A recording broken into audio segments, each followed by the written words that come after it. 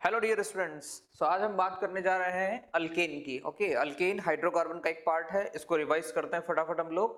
Okay, सो alkane का revision हम लोग स्टार्ट करते हैं। पहले हम पढ़ेंगे general method of preparation. Carbon carbon single bond saturated hydrocarbons. Alkane को क्या कहते हैं? Saturated hydrocarbons. Okay, method of preparation की बात करते हैं।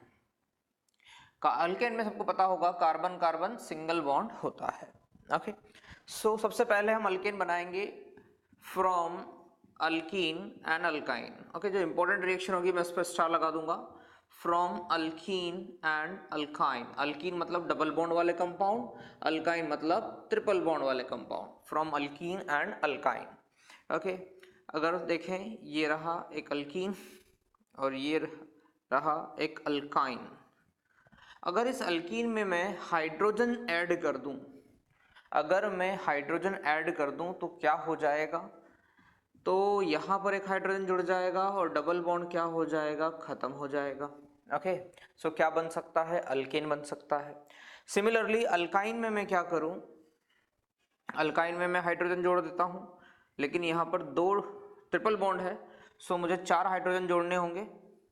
सो 4 हाइड्रोजन जोड़ने के बाद मुझे क्या प्राप्त होता है? देखें, एच एच एच, सारे ट्रिपल बॉन्ड और ये सब कुछ खत्म हो गए और क्या बन गया? सिंगल बॉन्ड वाले compound, that is known as alkane. So alkene और अल्काइन में हमने क्या जोड़ा? हाइड्रोजन जोड़ा। तो इस प्रोसेस को क्या बोलते हैं? हाइड्रोजिनेशन।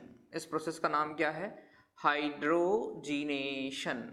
इसमें हाइड्रोजन जोड़ते हैं और डबल और ट्रिपल बॉन्ड को एंड कर देते हैं। ओके, अब एक्चुअली अल्केन थोड़े से लेस रिएक्टिव होते हैं। अल्केन लेस रिएक्टिव होते हैं तो इनके स्पीड बढ़ाने के लिए हम लोग यहाँ पर कुछ कैटलिस्ट यूज करते हैं। कैटलिस्ट कौन से होते हैं? कैटलिस्ट आर, नहीं पढ़ोगे तो पिटोगे, दैट इज निकल, पैलेडियम एंड प्लेटिनम। यहाँ भी वही निकल, पैलेडियम और प्लेटिनम। तो इनकी प्रेजेंस में रेट ऑफ रिएक्शन क्या हो जाती है? बढ़ जाती है। तो हाइड्रोजनेशन तो हो रहा है लेकिन कैटलिस्ट की प्रेजेंस में, इसलिए इसका नाम क्या दे दिया इस रिएक्शन का? Catalytic hydrogenation. तो अल्कीन और अल्काइन में जब कैटलिस्ट की प्रेजेंस में हम लोग हाइड्रोजन जोड़ते हैं तो सारे डबल बॉन्ड, सारे ट्रिपल बॉन्ड क्या हो जाते हैं? एंड हो जाते हैं। ओके, तो इस रिएक्शन में हमने क्या करना है? इस रिएक्शन में करना क्या है? सारे double bond and triple bond को सिंगल बॉन्ड में कन्वर्ट कर दें। ओके, सिंगल बॉन्ड में कन्वर्ट कर दें। सारे डबल बॉन्ड और ट्रिपल बॉन्ड को सिंगल बॉन्ड में कन्वर्ट कर दें। ओके, जब भी हाइड्रोजन, निकल, पैलेडियम, प्लेटिनम आएगा तो जो भी आपको डबल बॉन्ड, ट्रिपल बॉन्ड दिख रहा है अल्कीन और अल्काइन का, उन सब को आप किस में कन्वर्ट कर देंगे? सिंगल बॉन्ड में कन्वर्ट कर देंगे। बस सिंपल सा आप ये रीएजेंट याद रखिए, निकल, पैलेडियम, प्लेटिनम और हाइड्रोजन, इनकी प्रेजेंस में डबल और ट्रिपल बॉन्ड सारे सिंगल बॉन्ड में कन्वर्ट हो जाएंगे। अच्छा, जितने number of carbon in alkyne या अल्काइन में है उतने ही नंबर ऑफ कार्बन का क्या बनेगा? अल्केन बनेगा। Number of carbon remain same, है ना? Number of carbon remain same, कार्बनों के नंबर चेंज नहीं होंगे। यानी कि अगर मैंने प्रोपीन ले लिया तो क्या बन जाएगा? प्रोपेन। मैंने प्रोपाइन ले लिया तो क्या बन जाएगा? प्रोपेन। ब्यूटाइन ले लिया तो क्या बन जाएगा? ब्यूटेन। सिंपल। तो करना क्या है? हाइड्रोजन आएगा, निकल आएगा, पैलेडियम, प्लेटिनम आएगा, तो जितने भी डबल और ट्रिपल बॉन्ड है कंपाउंड में उन सबको हटा दीजिए और सेम नंबर ऑफ कार्बन का क्या बना दीजिए? अल्कीन बना दीजिए। Okay, so I hope so it is very clear to you. Okay, अब मैं कुछ एग्जांपल देता हूं आपको सॉल्व करने के लिए। तो हम लोग यही करेंगे, है ना? अब उसके बाद प्रैक्टिस दे रहा हूं मैं आपको क्वेश्चनों की, ट्राई कीजिए। CH2 है ना, निकल, पैलेडियम, प्लेटिनम, कुछ भी ले सकते हैं आप इनमें से। Hydrogen, CH3CH, double bond CH2, निकल हाइड्रोजन ले लीजिए आप,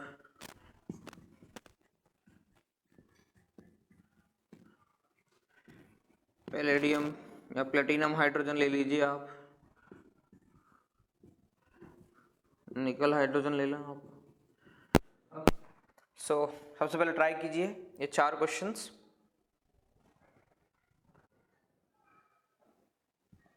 ओके, सो आप लोगों ने सॉल्व कर लिया होगा कि क्या करना है। यहाँ पर 2 कार्बन है तो 2 कार्बन का क्या बना देंगे आप? Alkane, that is ethane. 3 carbon की अल्कीन है तो आप क्या बना देंगे, 3 कार्बन का प्रोपेन, CH3 CH2 CH3। यहाँ भी 4 कार्बन का आप क्या बना देंगे, अल्केन बना देंगे। बड़ा सिंपल है, जितने भी ट्रिपल बॉन्ड है सबको खत्म करें, यहाँ पर क्या बन जाएगा, साइक्लोब्यूटेन। बड़ा सिंपल है। तो मैं क्वेश्चन देता हूँ, this is 1, this is 2, this is 3 and this is number of carbon क्या रहेगी, सेम रहेगी। ओके, अगला क्वेश्चन मैं आपको दूं,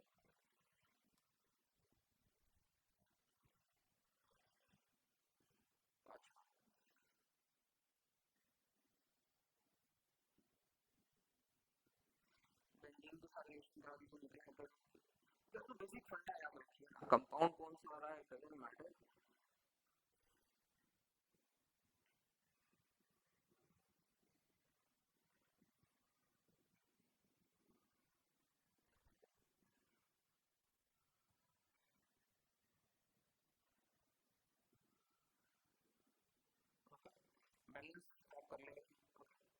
तो इनके प्रोडक्ट बनाइए, तो क्या बनेंगे इनके प्रोडक्ट, तो आप लोगों को पता होगा बेंजीन है, हमें उससे कोई फर्क नहीं पड़ता, हमें अपने कंसेप्ट पे ध्यान देना है कि अगर निकल प्लेटिनम पैलेडियम के साथ हाइड्रोजन आता है तो ये सारे डबल बॉन्ड और ट्रिपल बॉन्ड को सिंगल बॉन्ड में कन्वर्ट कर देता है। अब इट डजंट मैटर कि वो बेंजीन के हैं या फिर साइक्लोअल्कीन के हैं, उससे कोई फर्क नहीं पड़ता। तो यहाँ क्या बन जाएगा, साइक्लोहेक्सेन।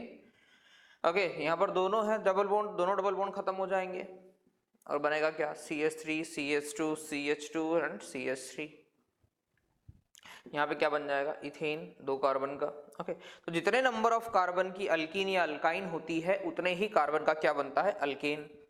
अब इसमें और क्या खास बात बता सकता हूँ, methane can not be formed by this reaction, है ना। इस रिएक्शन से क्या नहीं बन सकता, मिथेन नहीं बन सकता, क्योंकि मिथेन में कितना कार्बन होता है, 1 कार्बन, और 1 कार्बन का कोई भी अल्कीन या अल्काइन पॉसिबल नहीं है, क्योंकि यहाँ अल्केन किससे बनना है, अल्कीन और अल्काइन से, और अल्कीन और अल्काइन में जितने कार्बन होंगे उतने ही कार्बन आपके अल्केन होंगे। So methane can not be formed by this reaction, methane can not be formed by this reaction, methane can not be formed by this reaction, methane can not be formed by this reaction. अगला point, अगला point इसमें यह बन सकता है कि this reaction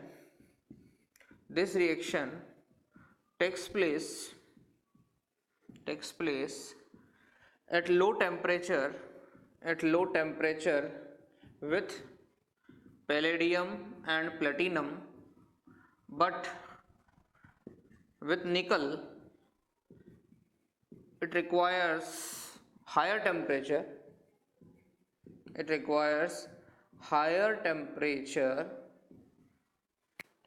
of 200 to 300 degrees Celsius, but with nickel it requires higher temperature of 200 to 300 degrees Celsius. So reaction or catalytic hydrogenation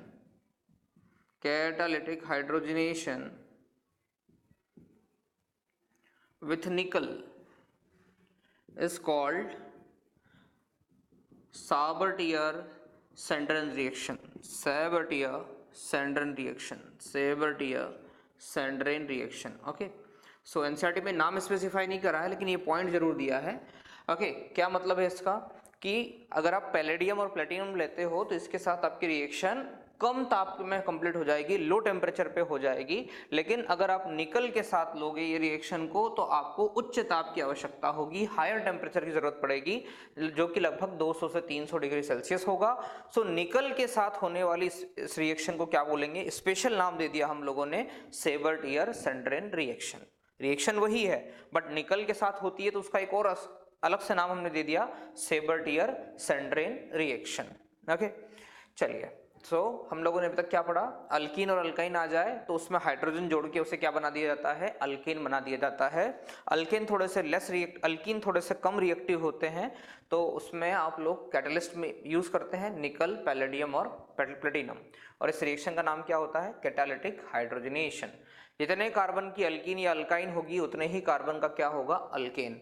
आपको product बनाने के लिए क्या करना है? जितने भी डबल बॉन्ड ट्रिपल बॉन्ड है सबको काय में कन्वर्ट कर दीजिए, सिंगल बॉन्ड में कन्वर्ट कर दीजिए। कब? जब हाइड्रोजन के साथ निकल आ जाए, हाइड्रोजन के साथ पैलेडियम आ जाए, हाइड्रोजन के साथ प्लेटिनम आ जाए। ओके, अब मैं आपसे क्वेश्चन पूछूं, अब इसके ऊपर एक और क्वेश्चन हम बना सकते हैं। How many alkanes can be formed by catalytic hydrogenation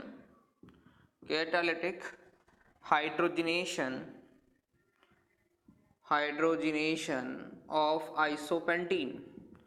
आइसोपेंटीन के कैटालिटिक हाइड्रोजनेशन से कितने अल्केन बनाए जा सकते हैं? तो प्रश्न क्या है हमारा? आइसोपेंटीन। ओके, आइसोपेंटीन में अगर हम हाइड्रोजन जोड़ते जाएं तो कितने टाइप के अल्केन हम बना सकते हैं, कितने अल्केन बन सकते हैं, ये इसका क्वेश्चन है। Okay, how many alkanes can be formed by catalytic hydrogenation of isopentene. या फिर हम यूँ बोल सकते हैं कि आइसोपेंटेन, इस क्वेश्चन को थोड़ा चेंज करते हैं। How many alkenes after catalytic hydrogen? How many alkenes after catalytic hydrogenation can form isopentane? How many alkenes after catalytic hydrogenation can form isopentane? तो हमने क्वेश्चन बदल दिया, कितने अल्कीन के साथ रिएक्शन कराने पर आइसोपेंटेन बन सकता है, कितने अल्कीन में हाइड्रोजनेशन कराने पर आइसोपेंटेन बन सकता है। तो उन अल्कीन्स का नंबर बताना है हमें। तो अल्कीन का नंबर कैसे बताएंगे? अल्कीन की बात करें, ओके, यहाँ पर एक और बात हम एक्सप्लेन कर देते हैं। डोंट कंसिडर ज्योमेट्रिकल आइसोमर, है ना, हमें ज्योमेट्रिकल आइसोमर कंसिडर नहीं करना है, अदरवाइज वो भी कर सकते हैं हम लोग, पर हम लोग अभी जीआई कंसिडर नहीं कर रहे हैं। ओके, तो कितने अल्कीन से आप आइसोपेंटेन बना सकते हो? आइसोपेंटेन पता है सबको, टोटल कितने कार्बन होना चाहिए? 5, और इस सेकंड कार्बन से एक मिथाइल ग्रुप जुड़ा होना चाहिए, तो ये आइसोपेंटेन है। सो कितनी अल्कीन से आप आइसोपेंटेन बना सकते हो? ओके, चलिए, तो क्या सबसे पहले हम देखें इन दोनों के बीच में डबल बॉन्ड हो। ओके, अगर यहाँ पर डबल बॉन्ड है फर्स्ट और सेकंड कार्बन के बीच में और उसका अपन हाइड्रोजनेशन कराए तो क्या ये प्रोडक्ट बन सकता है? यस, डेफिनेटली बन सकता है। अगर इसकी रिएक्शन कराएंगे हाइड्रोजन और निकल के साथ तो ये डबल बॉन्ड खत्म हो जाएगा और क्या बन जाएगा? आइसोपेंटेन बन जाएगा। ओके, सो इसका नाम क्या होगा? इसका नाम होगा 3-मिथाइल पेंट 1N, 3-मिथाइल ब्यूट 1N, 3-मिथाइल ब्यूट 1N। अब हम देखें क्या हम यहाँ पर भी डबल बॉन्ड लगा सकते हैं? हाँ, यहाँ से भी हो सकता है क्योंकि इसका आईयूपीएसी नाम अलग है। इसका आईयूपीएसी नाम क्या हो जाएगा? इस तरफ से नंबरिंग करेंगे, 2-मिथाइल ब्यूट 2N, ये भी पॉसिबल है। यहाँ से भी क्या बन सकता है? इसका कैटालिटिक हाइड्रोजनेशन कराएंगे आप तो भी क्या बन जाएगा? आइसोपेंटेन बन जाएगा। ओके, नाउ क्या ये पॉसिबल है कि हम लोग यहाँ पर जोड़ने के साथ बना दें? यहाँ पर अगर जुड़ता है तो इसका नाम क्या हो जाएगा? 1-मिथाइल, है ना, इस यहाँ पर नाम हो जाएगा इसका two methyl but 1N। Yes, it is also possible, two methyl but 1N। तो ये 3 अलग अलग टाइप की अल्कीन है। सर अगर हम लोग यहाँ डबल बॉन्ड लगा देंगे कोई फर्क नहीं पड़ेगा डियर, क्योंकि ये कार्बन और ये कार्बन दोनों कैसे हैं? आइडेंटिकल है। ओके, आइडेंटिकल मैंने सिखाया था ना, आजू देखो बाजू देखो। ओके, जैसे कि अगर यहाँ पर CH3 है, ये CH3 है, इसके आजू में कुछ नहीं, इसके आजू में कुछ नहीं, इसके बाजू में CH है, इसके बाजू में भी CH है। सो ये दोनों कार्बन कैसे हैं? आइडेंटिकल है। Okay, so 3-मिथाइल butene, 2-मिथाइल ब्यूट 2N, 2-मिथाइल but 1N, इन सब का अगर कैटालिटिक हाइड्रोजनेशन कराएंगे तो आपको क्या मिल जाएगा? आइसोपेंटेन मिल जाएगा। ओके, अच्छा, यहाँ पर हमने क्या कंसिडर नहीं किया था? ज्योमेट्रिकल आइसोमर कंसिडर नहीं किए थे। ओके, अगर करते तो क्या होता? तो भी कोई फर्क नहीं पड़ता, आई डोंट थिंक सो। चलिए, क्योंकि यहाँ पर किसी का भी ज्योमेट्रिकल आइसोमर तो बन ही नहीं रहा है, सपोज यहाँ डबल बॉन्ड है तो यहाँ पर CH2 हो जाएगा तो ज्योमेट्रिक आइसोमर नहीं बनेगा। यहाँ पर दोनों CH3 हो गए हैं तो ज्योमेट्रिक आइसोमर नहीं बनेगा। यहाँ पर 2 हाइड्रोजन हो जाएंगे तो Gi नहीं बनेगा। तो टोटल आंसर क्या आएगा यहाँ पर आपका 3 अल्कीन है जिनके हाइड्रोजनेशन से हम लोग क्या बना सकते हैं, आइसोपेंटेन बना सकते हैं।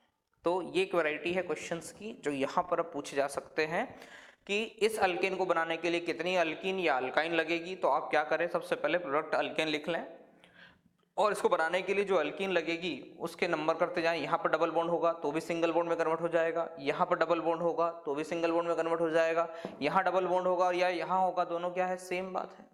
तो इस टाइप से आपके बता सकते हैं नंबर ऑफ अल्कीन्स, बता सकते हैं कितने अल्कीन से आप आइसोपेंटेन बना सकते हैं, है ना। ऐसे बहुत सारे क्वेश्चन पूछे जा सकते हैं आपसे। ओके, तो ये था हमारा फर्स्ट रिएक्शन।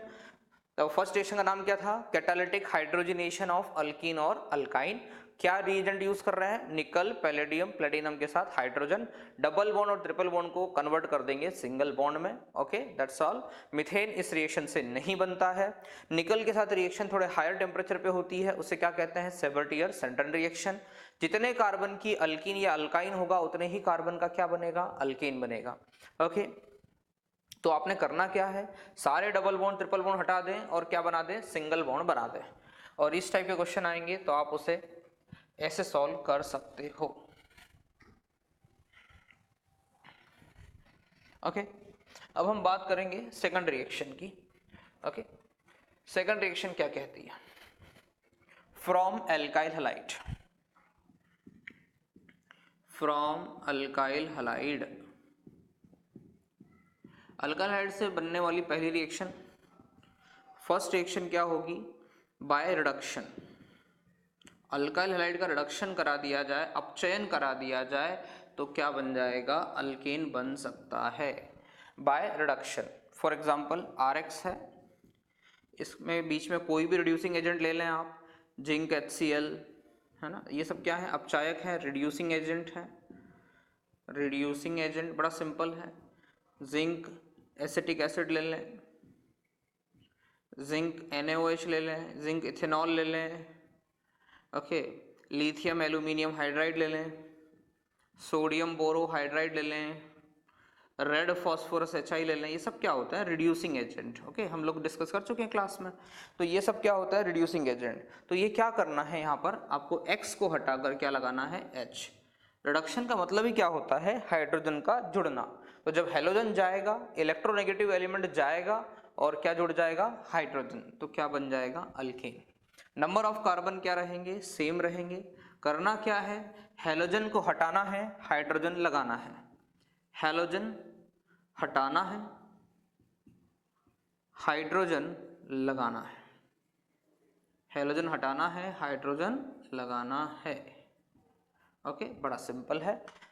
जैसे कि अगर CH3 CH2 Cl आ जाए और इसकी रिएक्शन जिंक HCl किसी के साथ भी करा दें आप, सपोज जिंक HCl के साथ करा दिया तो यहाँ पर कितने कार्बन है, 2 कार्बन है, तो 2 कार्बन वाला अल्केन बन जाएगा, CH3 CH3। इसको हटाकर मैंने यहाँ पर क्या लगा दिया, एक हाइड्रोजन लगा दिया है।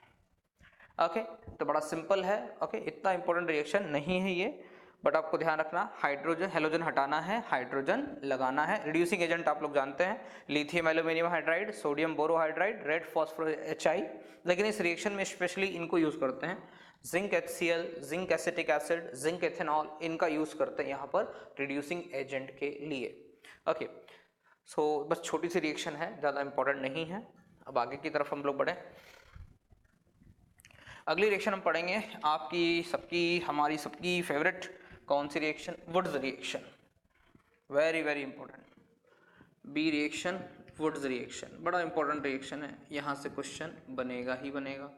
वुड्स रिएक्शन की बात करें, 3 स्टार। ओके, इसका रिएजेंट जानते हैं आप, कौन सा रिएजेंट होता है इसका, रिएजेंट होगा इसका sodium dry ether. Okay, reagent ही क्या होती है, किसी भी रिएक्शन को पहचानने के लिए एक तरीका है, तो सोडियम ड्राई ईथर। रिएजेंट हम लोग कौन सा यूज करेंगे, सोडियम ड्राई ईथर। बड़ा अच्छा से आपको याद होगा मेरे ख्याल से ये। इसमें 2 अल्काइल हैलाइड लेते हैं, आइडेंटिकल 2 मॉलिक्यूल लेंगे और इनकी रिएक्शन करा देंगे सोडियम ड्राई ईथर के साथ। ओके, होना क्या है, एक अल्काइल हैलाइड और दूसरा अल्काइल हैलाइड, दोनों के जो अल्काइल ग्रुप हैं उन्हें आप क्या कर दें, सिंपली जोड़ दें, तो क्या बन जाएगा, आपका अल्केन बन जाएगा। इसका अल्काइल ग्रुप R और दूसरे वाले का भी अल्काइल ग्रुप R, उन दोनों को आपस में जोड़ दें तो क्या बन जाएगा, आपका प्रोडक्ट अल्केन बन जाएगा।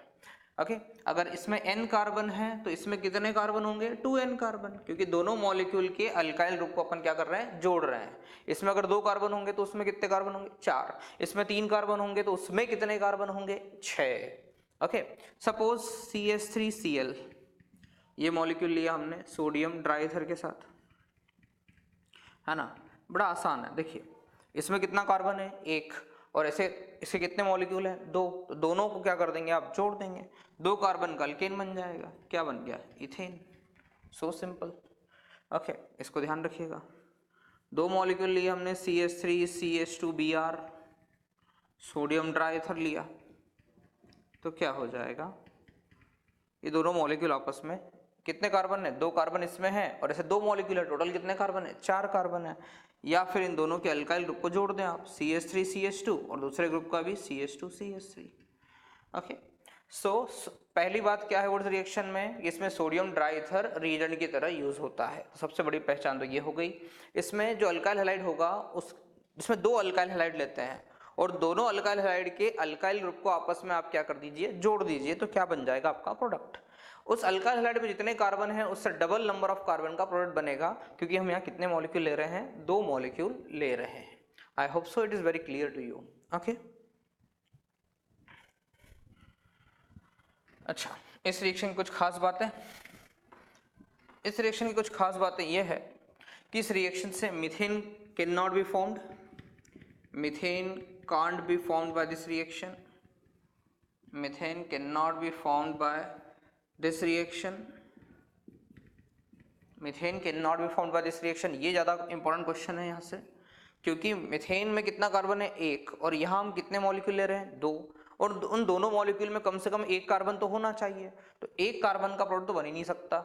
हाँ, अब नई वैरायटी क्या क्वेश्चन आ सकती है कि वुड्स रिएक्शन में बनने वाले प्रोडक्ट में कम से कम कितने कार्बन होंगे, बताइए कितने कार्बन हो सकते हैं, 2, क्योंकि सबसे छोटा मिथाइल क्लोराइड, इनसे बनेगा तो क्या बनेगा, इथेन। तो ये क्वेश्चन भी पूछा जा सकता है कि वुड्स रिएक्शन में बनने वाला प्रोडक्ट अल्केन में सबसे कम कितने कार्बन हो सकते हैं, तो आंसर विल बी 2, है ना। तो इस रिएक्शन से मीथेन नहीं बन सकता। ओके, अच्छा, कभी ऐसा क्वेश्चन आ जाए आपको सामने, CH3Cl आइसो ग्रुप डाल दिया जाए, आइसोप्रोपाइल क्लोराइड, ऐसे क्या बोलेंगे, ऊपर वाला ग्रुप क्या कहलाता है, आइसोप्रोपाइल। सेकंड कार्बन से अगर वैलेंसी फ्री होती है तो क्या बोलेंगे, आइसोप्रोपाइल। प्रोपेन वाले में अगर सेकंड कार्बन से वैलेंसी फ्री है तो क्या कहेंगे, आइसोप्रोपाइल। Okay, sodium ड्राईथर। तो अब इससे एन हेक्सेन मत बनाइएगा आप, है ना। करना क्या है, तरीका क्या है मॉलिक्यूल बनाने का, 2 मॉलिक्यूल को पास पास में रखिए और उनके बीच से क्लोरीन को हटा दीजिए। अगर आपने ऐसा किया तो क्या बन जाएगा, CH3 CH CH CH3, और इधर बन जाएगा CH3, और इधर भी बन जाएगा CH3। So I hope so it is very clear to you. Okay, तो इस बार प्रोडक्ट सीधा नहीं बनेगा, एन हेक्सेन नहीं बनेगा, तो आपको मॉलिक्यूल को बनाने का तरीका भी पता होना चाहिए कि दोनों क्लोरीन को पास पास में रखिए और दोनों क्लोरीन को क्या कर दीजिए, रिमूव कर दीजिए। ओके, तो याद रहेगा आपको, ठीक है। So methane cannot be formed by this reaction. Only suitable for preparation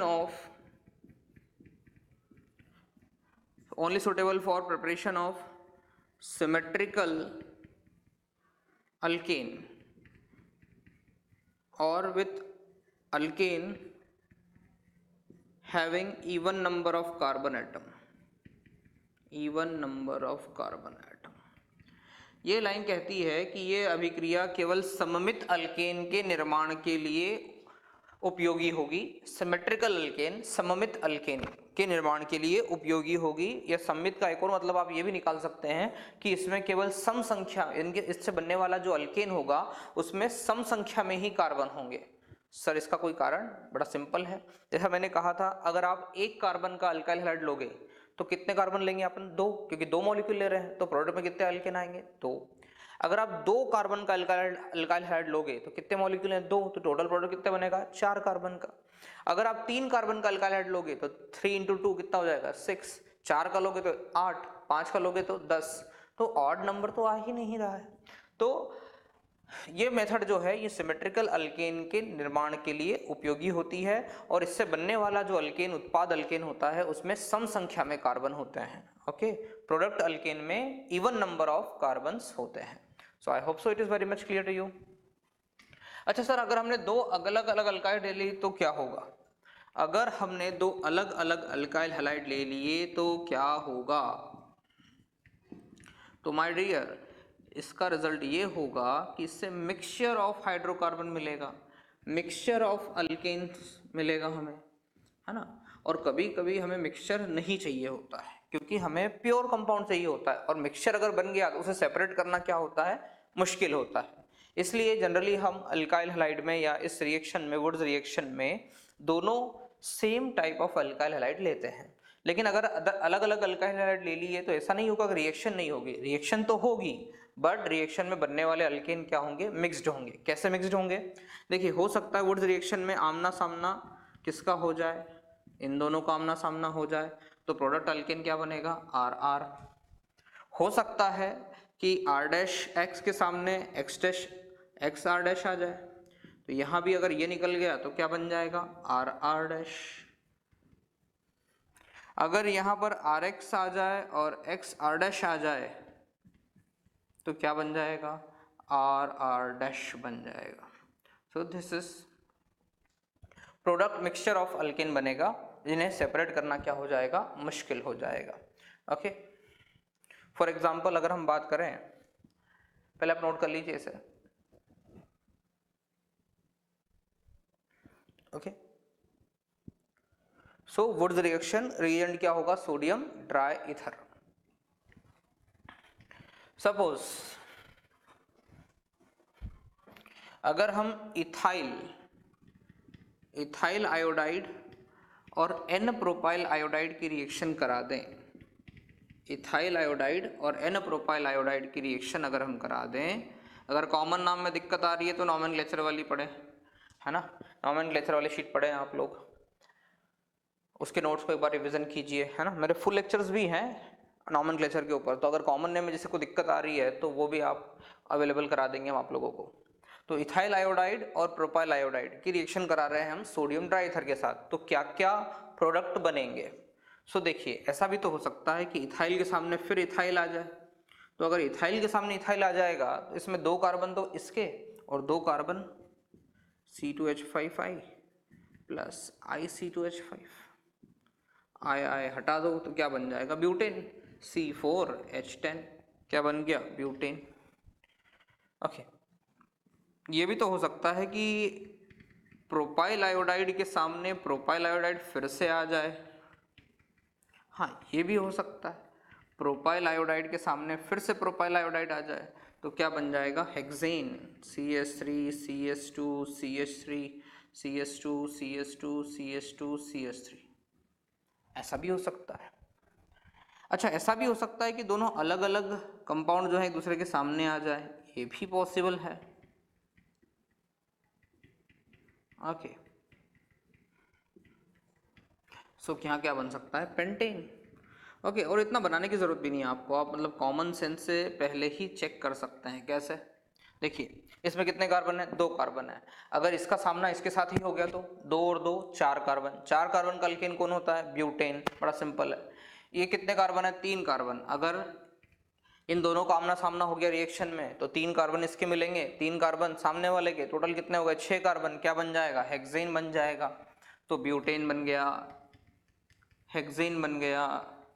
कभी कभी ऐसा भी हो सकता है कि ये दोनों एक दूसरे के सामने आ जाए, है ना, इथाइल आयोडाइड सामने आ जाए प्रोपाइल आयोडाइड के, तो यहाँ से कितने कार्बन? 2, यहाँ से कितने कार्बन? 3, टोटल क्या बन जाएगा? पेंटेन। तो इससे ब्यूटेन भी बन गया, हेक्सेन भी बन गया और पेंटेन भी बन गया। So I hope so now it is very clear to you. 2 alkyl halide लो, दोनों के आर ग्रुप को पास पास में रखो दोनों अल्काइल हाइड्राइड को, दोनों के एक्स एक्स हटा दो, सिंपल, और दोनों के आर आर ग्रुप को जोड़ दो, तो उतने ही कार्बन का क्या बनेगा, आपका प्रोडक्ट अल्केन बनेगा। नंबर ऑफ कार्बन क्या रहेंगे, कंजर्व्ड रहेंगे। अगर इथाइल आयोडाइड और प्रोपाइल आयोडाइड लिया तो इथाइल और प्रोपाइल की अगर आपस में रिएक्शन होगी तो 2 + 3 कितने हो गए, 5 कार्बन पेंटेन बनेगा। अगर इथाइल के सामने इथाइल आ गया तो 2 2 4 ब्यूटेन बनेगा। अगर प्रोपाइल के सामने प्रोपाइल आ गया तो हेक्सेन बन जाएगा। बड़ा सिंपल है। ओके, चलिए, तो ये रिएक्शन अब आप समझ गए होंगे।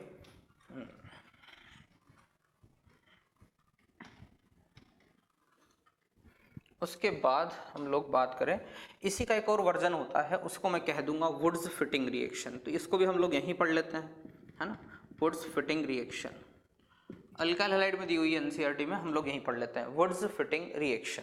ओके, वुड्स फिटिंग रिएक्शन में क्या करना है, इसमें एक मॉलिक्यूल सिंपल अल्काइल हैलाइड होता है और एक फिनाइल हैलाइड मतलब बेंजीन से जुड़ा हैलोजन होता है ना, इसे हम बोलते हैं अराइल हैलाइड।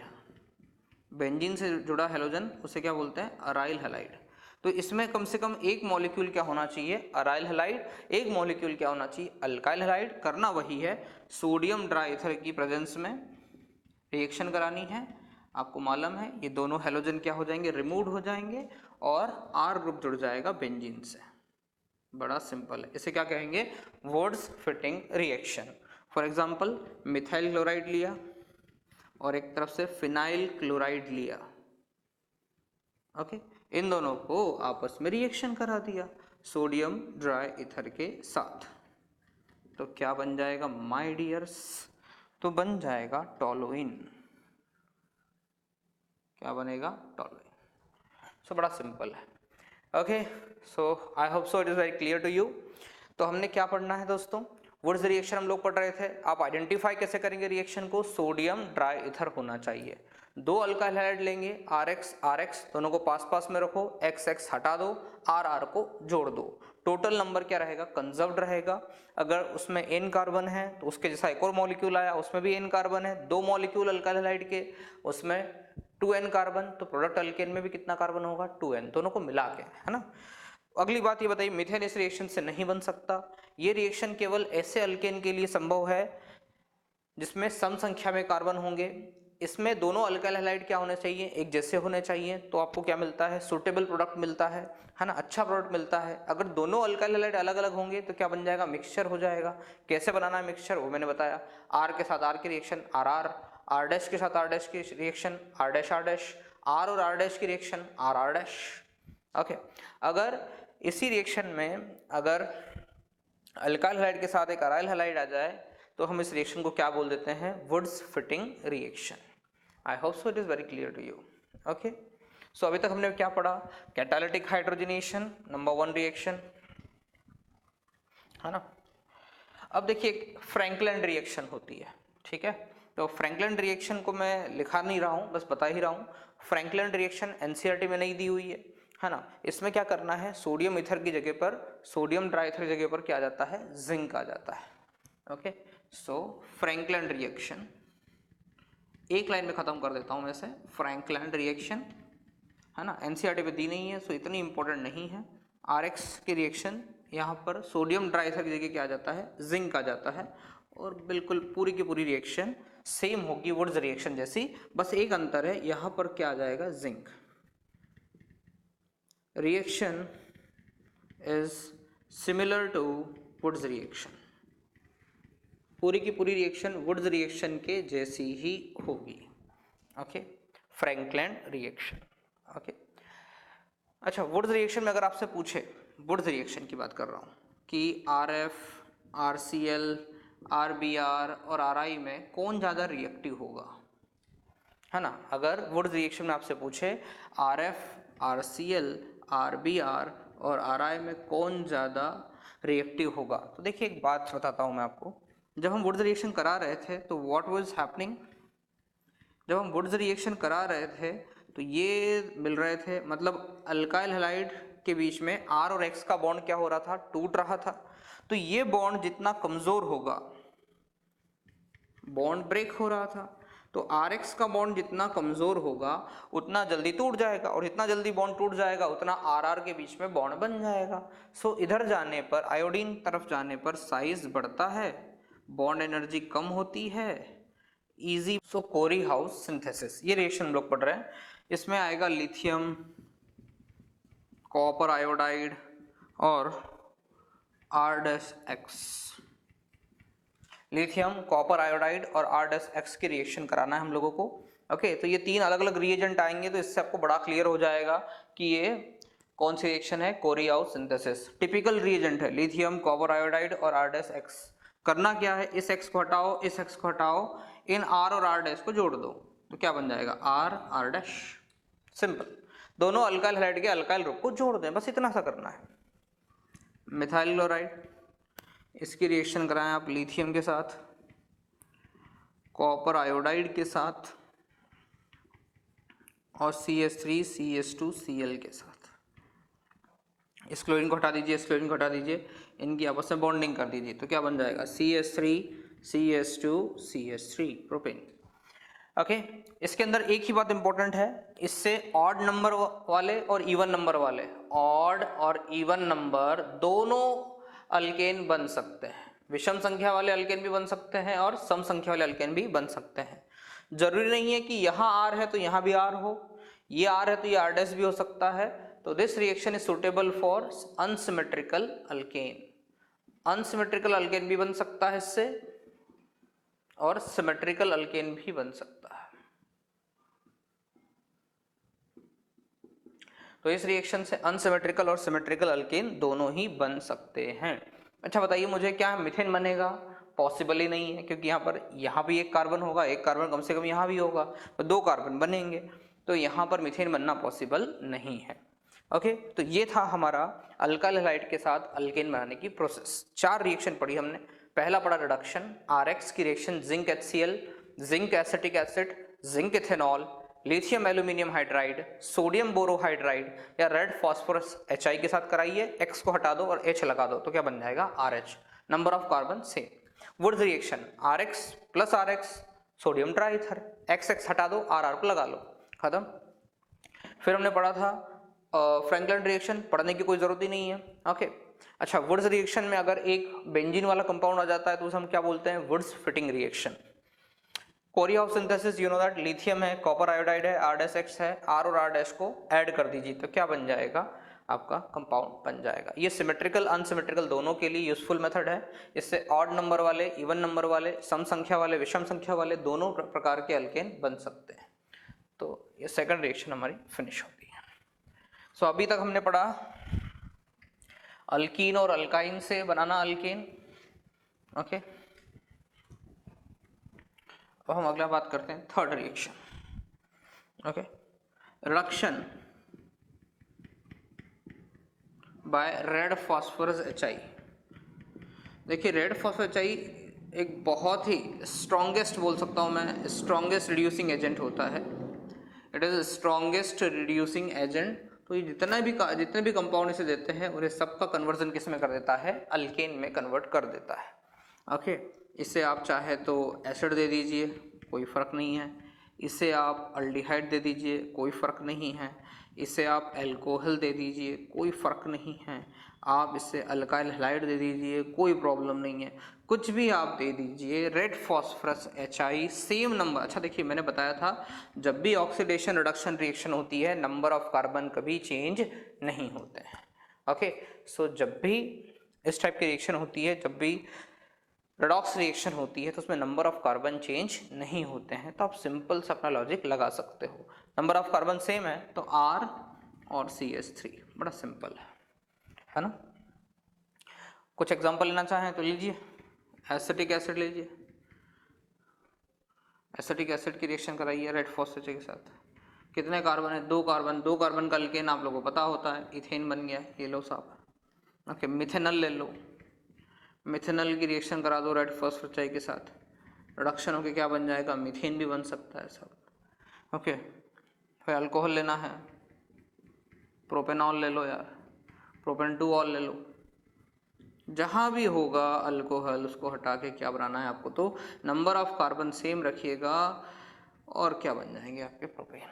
तो बड़ी सिंपल प्रोसेस है, रेड फॉस्फोरस HI का रिडक्शन है, इसलिए मैं एक स्टार इसको दे देता हूँ, है ना। रिड्यूसिंग एजेंट कहाँ पूछे जा सकते हैं आपसे, कन्वर्जन्स में पूछे जा सकते हैं। तो ध्यान रखिएगा, एसिड हो जाए, अल्कोहल हो जाए, अल्डिहाइड हो जाए, अल्काइल हैलाइड हो जाए, कोई सा भी कंपाउंड आ जाए, उन सब का रिडक्शन किस में करा देता है, ये अल्केन में। अगले रिएक्शन वेरी वेरी इंपॉर्टेंट,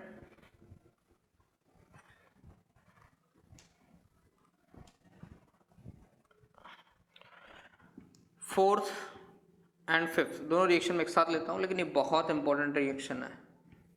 पता होगा आप लोगों को, अल्डिहाइड या कीटोन, अल्डिहाइड का CHO ग्रुप, अल्डिहाइड ले लो, और कीटोन, अल्डिहाइड और कीटोन, इनमें अल्डिहाइड का CHO ग्रुप और कीटोन का CO ग्रुप। ओके, और इसकी रिएक्शन अगर हम करा दें जिंक अमलगम और कॉन्सनट्रेटेड HCl के साथ, तो इसे हम क्या कहेंगे, Clemmensen reduction, Clemmensen's reduction. Very very important reaction, NCERT में दी है आपको अल्डिहाइड कीटोन में, क्लीमेंशंस रिडक्शन। इसका रीजन भी इंपॉर्टेंट है, याद रखिएगा आप, जिंक अमलगम कॉन्सनट्रेटेड HCl, और इसी टाइप की एक और रिएक्शन होगी, है ना। अच्छा, ऐसा नहीं है कि एक अल्डिहाइड के लिए और एक कीटोन के लिए, दोनों ही रिएक्शन दोनों के लिए अप्लाई होती है ना। इसमें इसको बोलते हैं हाइड्राजीन, NH2NH2 हाइड्राजीन। अगर इसे हम बेसिक मीडियम में ले लें तो इसे कहते हैं वुल्फ किश्नर रिडक्शन। क्या कहेंगे, वुल्फ किश्नर रिडक्शन। तो दो टाइप के रिडक्शन है, जिंक अमलगम, मर्क्यूरी के साथ कोई भी मेटल आती है तो क्या बनता है, amalgam. Zinc amalgam concentrated HCl लोगे तो क्लेमेंशन रिडक्शन कहलाएगा, और हाइड्राजीन लोगे बेसिक मीडियम में तो इसे क्या कहेंगे, वुल्फ किश्नर रिडक्शन।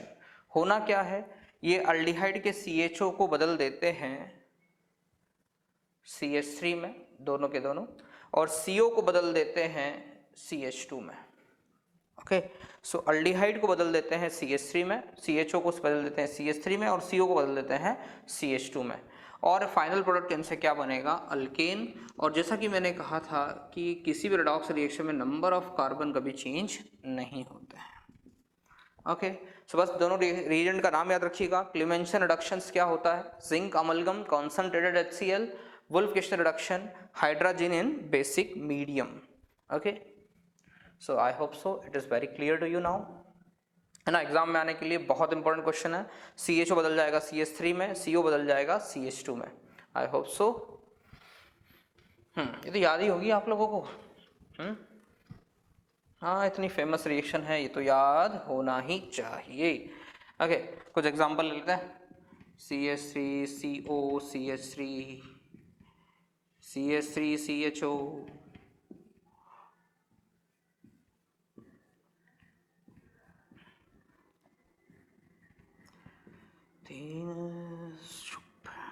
फॉर्मल्डिहाइड ले लेते हैं। ओके, बहुत सारे कंपाउंड ले सकते हैं ऐसा।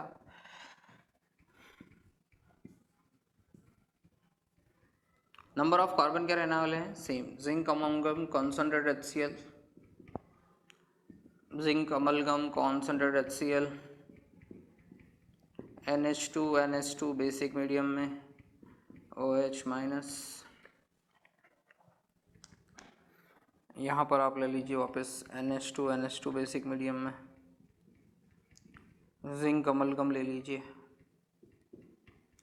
तो जब भी आपको अल्डिहाइड और कीटोन दिखे, आपको क्या करना है, बस सिंपल सा, जहाँ अल्डिहाइड दिखे वहाँ CH3 लगा देना है CHO को हटा के, और जहाँ कीटोन दिखे वहाँ CH2 लगा देना है। तो यहाँ CO को हटा दीजिए और क्या लग जाएगा my dear, CH2, number of carbon remain same. यहाँ CHO को हटा दीजिए और क्या लगा दीजिए, CH3, बड़ा सिंपल है। यहाँ CO को हटा दीजिए और क्या लगा दीजिए, CH2, लेकिन CH2 में CH2 तो यहीं बन जाएगा ना, तो कोई बाहर नहीं आएगा, नंबर ऑफ कार्बन क्या रहेंगे, सेम रहेंगे। यहाँ पर CHO को हटा दीजिए और क्या बन जाएगा, propane. I hope so, do you understand. इस यहाँ से क्या बन जाएगा, methane. Okay, number of carbon क्या रहने वाले हैं, सेम नंबर ऑफ कार्बन रहने वाले हैं। तो जिंक अमलगम और concentrated HCl, so simple questions. Okay, चलिए आगे बढ़े। ओके, अब इसका एक फेमस क्वेश्चन है वो मैं आपको बता देता हूँ।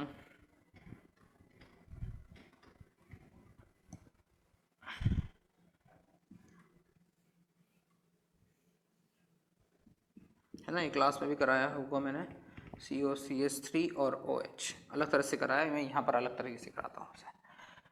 जिंक अमलगम कॉन्सेंट्रेटेड HCl,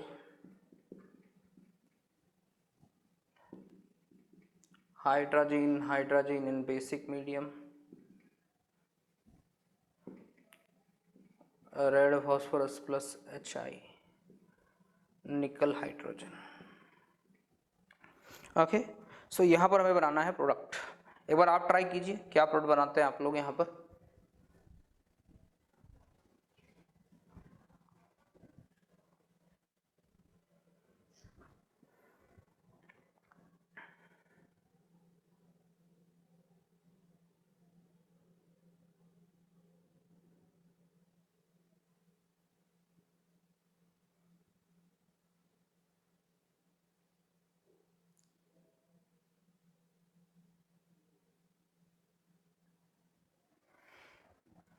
सो चलिए दोस्तों, हमें बना लिया होगा। This is what, Clemmensen reduction, है ना। रिएक्शन को पहचानने की कोशिश कीजिए। क्लेमेंशन रिडक्शन क्या करेगा, CO को बदल देगा CH2 में, तो एक काम तो ये हो जाएगा, CO को बदल देगा CH2 में, so this becomes CH2 CH3। But यार ये OH ग्रुप है और यहाँ पर कौन है, कॉन्सेंट्रेटेड HCl से क्या निकल रहा है H+, तो ये H+ OH- को निकाल के ले जाएगा और बचा हुआ जो Cl है वो यहाँ आकर जुड़ जाएगा। सो ये प्रोडक्ट बनेगा यहाँ पर। ओके, आपको इस ग्रुप को भी देखना है, इस ग्रुप को क्या हुआ, तो यहाँ पर एसिडिक मीडियम था H+ OH- को अपने साथ ले गया, है ना, वाटर मॉलिक्यूल के फॉर्म में, और बचा हुआ जो Cl है वो यहाँ आके जुड़ जाएगा, तो आपका प्रोडक्ट वो बनेगा। ओके, बहुत सारे बच्चे सिर्फ इसको ऊपर फोकस करते हैं, आपको जितने भी फंक्शनल ग्रुप दिए हैं सबके ऊपर आप फोकस कीजिए माय डियर, है ना, तो आपको सब चीजों के ऊपर फोकस करते आना चाहिए। अब देखिए अगला प्रोडक्ट, ये कौन सी रिएक्शन है, वुल्फ किश्नर। तो वुल्फ किश्नर रिडक्शन में माय डियर बनेगा क्या, CH2 CH3 और OH वैसा का वैसा रहेगा। अब बच्चे पूछेंगे सर ऐसा कैसे, यहाँ पर OH सेम क्यों रहा, क्योंकि दिस इज बेसिक मीडियम, और बेसिक मीडियम और ये भी क्या है, बेस आपस में रिएक्शन नहीं करते, तो ये OH क्या रहेगा, प्रिजर्व्ड रहेगा, इसमें कोई चेंजेस नहीं आने वाले। Okay, now red phosphorus HI ये सबका रिडक्शन करता है, अल्केन में कन्वर्ट करता है, तो इसका प्रोडक्ट बना रहा हूं कुछ मैं ऐसा। यहाँ तो CH2 CH3 बनेगा डेफिनेटली, पर यहाँ से OH भी क्या हो जाएगा, हट जाएगा, क्योंकि ये CH2OH है, CHOH है, इसको हटा के यहाँ क्या लग जाएगा, CH2 लग जाएगा। सो ये अल्कोहल को भी काय में कन्वर्ट कर देता है, एल्केन में कन्वर्ट कर देता है, तो यहाँ से भी हम लोग OH हटा देते हैं। ओके, नाउ एक नया रिएजेंट है निकल हाइड्रोजन। वैसे आप जानते हैं निकल हाइड्रोजन क्या करता है, डबल ट्रिपल बॉन्ड को सिंगल बॉन्ड में कन्वर्ट करता है, लेकिन इसका एक और काम है, निकल hydrogen C double bond O को CHOH में कन्वर्ट करता है। ओके, और CHO को CH2OH में कन्वर्ट करता है। मतलब सिंपल सी बात है, ये अल्डिहाइड कीटोन को किस में बदल देता है, अल्कोहल में बदल देता है। सो ये ध्यान रखिएगा निकल हाइड्रोजन के बारे में। निकल हाइड्रोजन क्या करने वाला है, अल्डिहाइड कीटोन के ग्रुप को अल्कोहल में बदलने वाला है। कीटोन लोगे तो सेकेंडरी अल्कोहल बन जाएगा और अल्डिहाइड लोगे तो प्राइमरी अल्कोहल बन जाएगा। तो एक और फंक्शन होता है निकल हाइड्रोजन का, याद रखिएगा। तो यहां पर क्या होना है, इसका जो प्रोडक्ट है मैं यहां बना देता हूं आपको। इसका प्रोडक्ट बनेगा कुछ ऐसे, यहाँ तो OH बिल्कुल रहेगा क्योंकि यहाँ पर ऐसा कोई रिडक्शन होता नहीं है इसका। CO बदल जाएगा CHOH में और CH3। तो ये था रिएजेंट बेस पर प्रोडक्ट बनाना दोस्तों। देखिए यहाँ दोनों जगह क्या होना है, इन दोनों जगह में CO को हटाकर क्या लगा देंगे, CH2। तो मैंने वही किया, CO को हटा के क्या लगा दिया, CH2। पर यहाँ एसिडिक मीडियम था तो ये OH को लेकर निकल जाएगा और यहाँ क्या जुड़ जाएगा, क्लोरीन, और क्लोरीन यहाँ आ जाएगा। ओके, दिस इज NH2 ये बेसिक मीडियम है, बेस के साथ रिएक्शन नहीं करता इसलिए एज इट इज आ जाएगा। रेड फॉस्फोरस HI ये सबका रिडक्शन करता है, तो कीटोन का रिडक्शन करा तो CH2 बन गया, लेकिन इसने अल्कोहल का भी क्या कर दिया, रिडक्शन, तो अल्कोहल खत्म हो गया, CH2 बन गया। एक्चुअली CH2OH का रिडक्शन करा उसने, यहाँ CH2 बन गया। निकल हाइड्रोजन का काम ये है कि CO को क्या में कन्वर्ट कर देता है, अल्कोहल में। तो मैंने यहाँ क्या बना दिया, अल्कोहल, और इससे इसका कोई लेना देना नहीं है। तो ये एक अच्छा क्वेश्चन है जो आपको बताता है कि अगर एक से ज़्यादा फंक्शनल ग्रुप भी आ जाए तो आपको सोचना है कि उनके साथ क्या होगा। आपको रिड्यूसिंग एजेंट की फंक्शन पता होना चाहिए। रेड फॉस्फोरस HI जो भी दिखेगा, जो भी फंक्शनल ग्रुप दिख रहा है, सबको किस में कन्वर्ट करता है, अल्केन में। ओके, वुल्फ किश्नर क्या करेगा, बेसिक मीडियम में है इसलिए CO को CH2 में बदलेगा, CHO को CH3 में बदलेगा, लेकिन OH को कुछ नहीं करेगा यहाँ पर। ओके, ऐसे कि वैसे क्लेवेंशन भी क्या करेगा, CHO को CH3 में बदलता है ना। निकल हाइड्रोजन एक नया है, ये अल्डिहाइड और कीटोन को किस में बदलता है, अल्कोहल में बदलता है। तो इसे जरूर याद रखिएगा।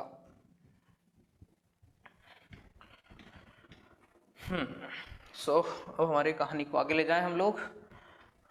वुड्स रिएक्शन से क्या नहीं बन सकता, मीथेन। सेबर्टी और थंडर रिएक्शन निकल और हाइड्रोजन के साथ में। बार बार आपने रिकॉल करिए, देखिए वीडियो लेक्चर की ये अच्छी बात होती है, बार बार आप रिकॉल कीजिए। 3 महीने हैं हमारे पास एग्जाम के, हर महीने एक बार रिविजन लीजिए आप, कोई दिक्कत नहीं है। ओके, जो स्टार लगाया जिनके ऊपर, उनके ऊपर स्पेशल ध्यान दीजिए। और वैसे भी यहाँ मैं थोड़ी बहुत रिएक्शन है हटा दूंगा जो आपके लिए ज़्यादा इंपॉर्टेंट नहीं है। यहाँ हम लोग क्रीम पढ़ेंगे। ओके, और वही एग्जाम में आपके आएगा, है ना। सो मतलब लगभग पूरा ही पढ़ा रहा हूँ मैं, जो 1-2 बकवास रिएक्शन होती है बस वही हटाऊंगा मैं रिवीजन क्लासेस में। ओके, जो फुल लेक्चर्स हैं उनमें तो आप उन रिएक्शंस को देख पाएंगे। ओके, या हम थोड़ा NCERT पे बेस चलने की कोशिश करेंगे, और विश्वास रखिए यही पेपर में आना है और कुछ नहीं है। सो हम बात कर चुके हैं अल्केन के बारे में, बात कर चुके हैं। Now will talk about carboxylic acid. From carboxylic acid, from carboxylic acid, ये भी एक इम्पॉर्टेंट रिएक्शन है ना। इसमें सबसे पहले आता है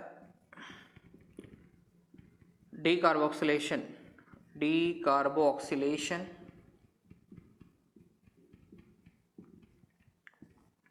reaction with soda lime. Soda lime आपको पता होता है NaOH प्लस CaO का मिक्सचर होता है कैल्शियम ऑक्साइड का 3:1 में। ओके, सोडा लाइम का काम क्या होता है, रिमूव CO2। ये क्या करता है, एक CO2 मॉलिक्यूल निकाल लेता है, रिमूव CO2। नाम ही है डी कार्बोक्सिलेशन, डी मतलब निकालना, कार्बोक्सिलेशन मतलब CO2 को। सो कोई एसिड अगर है उसकी रिएक्शन अगर हम करा रहे हैं सोडा लाइम के साथ NaOH प्लस CaO, तो CO2 निकल जाएगा माय डियर्स, और CO2 निकल गया तो क्या बच जाएगा, RH। So simple. एसिटिक अगर एसिड लिया हम लोगों ने, फिर हमने लिया सोडा लाइम, तो क्या करेंगे आप लोग, CO2 फिर हटा दीजिए, मीथेन बन जाएगा। अच्छा, यहाँ जितने कार्बन हैं उससे एक कम कार्बन वाला क्या बन रहा है, प्रोडक्ट, क्योंकि एक मॉलिक्यूल का एक कार्बन किस में जा रहा है, CO2 के फॉर्म में जा रहा है। बड़ा सिंपल है, COH NaOH प्लस CaO, यहाँ से भी आप CO2 हटा दीजिए तो क्या बन जाएगा, बेंजीन। ठीक है माय डियर्स, तो आप इस टाइप से क्वेश्चन कर लिया कीजिए। जब भी कोई कार्बोक्सिलिक एसिड आएगा उसमें से एक CO2 निकाल देंगे आप लोग, और बाकी बचा अल्केन बना लेंगे। जितने कार्बन होंगे एसिड में उससे एक कम कार्बन वाला क्या बनेगा, अल्केन बनेगा। Okay, please note it down. अगर नोट करना चाहें तो नोट करिए।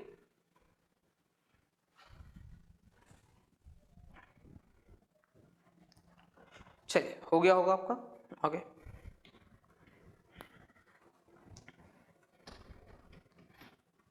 ना, बस रिकॉल कर लिया कीजिए इसको और बस हो जाएगा। अच्छा, इसमें अगली इंपॉर्टेंट बात क्या है, here intermediate कार्बो anion is formed, here intermediate कार्बो anion is formed.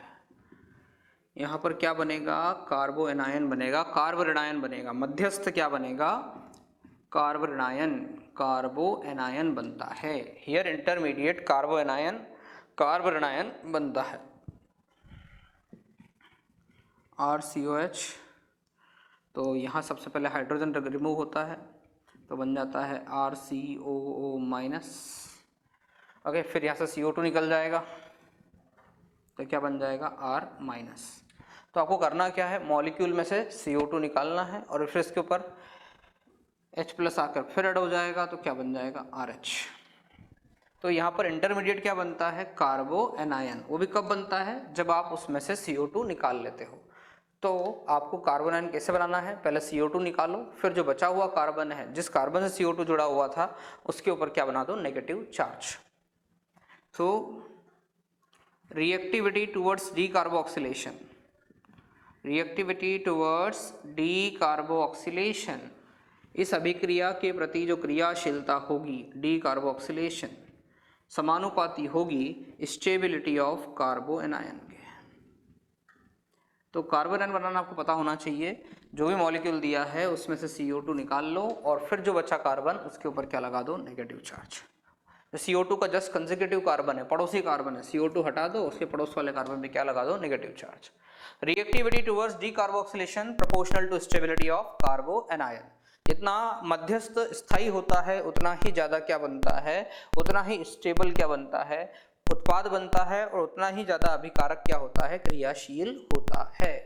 तो मध्यस्थ जितना ज्यादा स्थायी होगा उतना ही क्रियाशील अभिकारक होगा, उतना ही स्थायी उत्पाद होगा, है ना। उत्पाद की स्थायित्व और अभिकारक की क्रियाशीलता, reactivity of reactant and stability of product depend करती है स्टेबिलिटी ऑफ इंटरमीडिएट के ऊपर।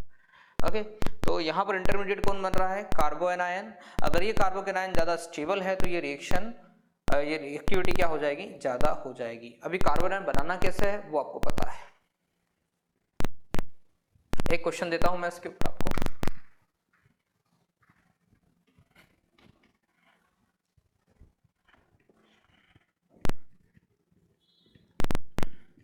कुछ भूली बिसरी याद है फिर से आपकी ताजा हो जाए।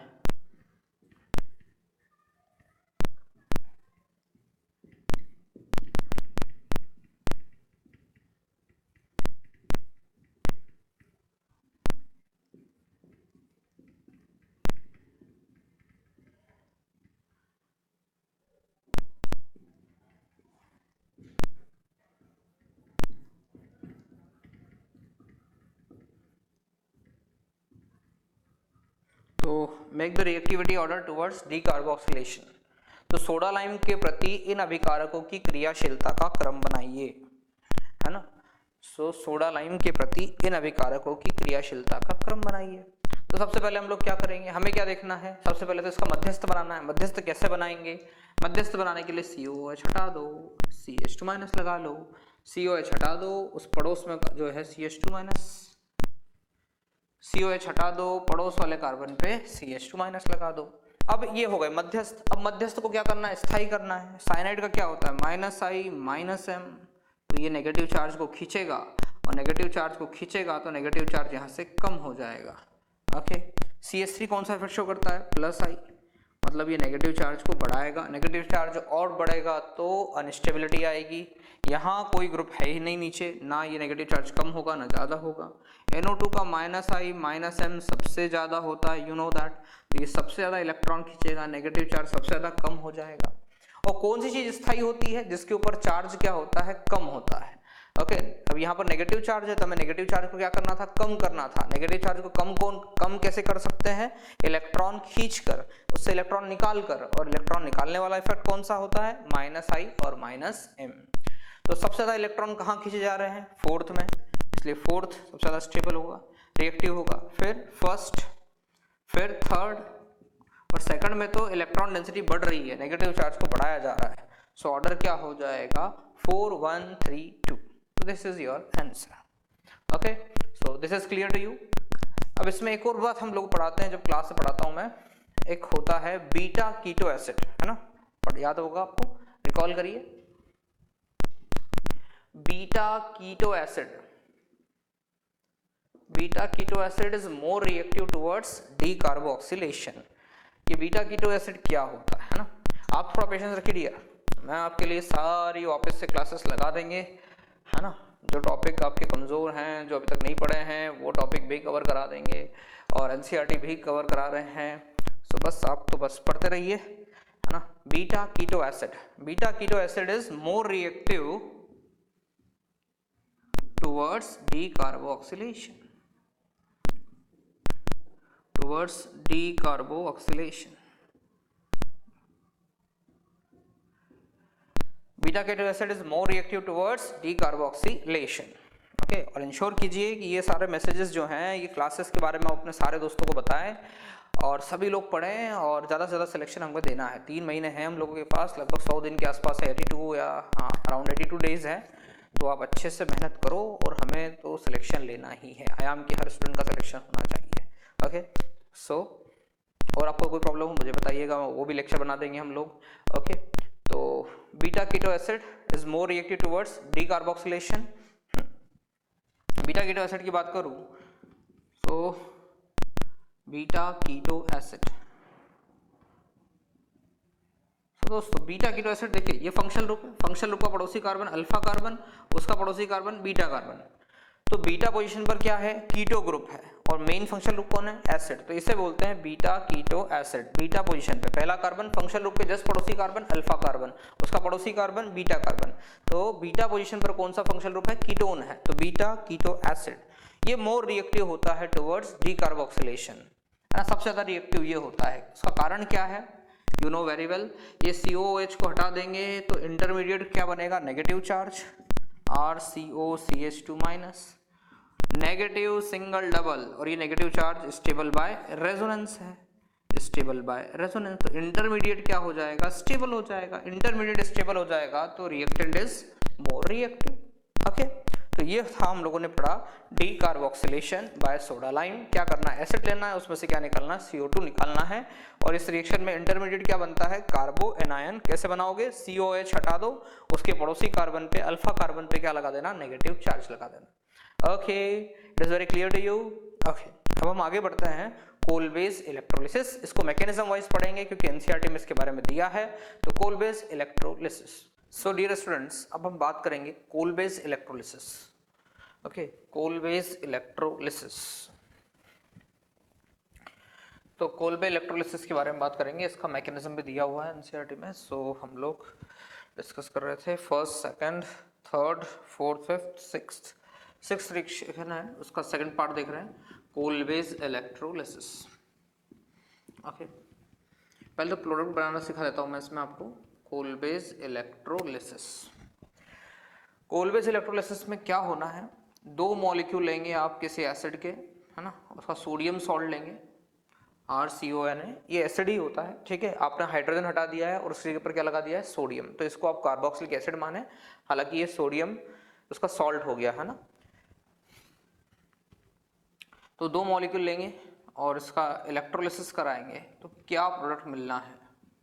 ओके सो आप इसको कुछ ऐसा कंसिडर कीजिए, इलेक्ट्रोलिसिस में थोड़ा पानी भी यूज होता है, तो RCOO minus Na plus, RCOO minus Na plus, इसको आप ऐसा कंसिडर कर सकते हो।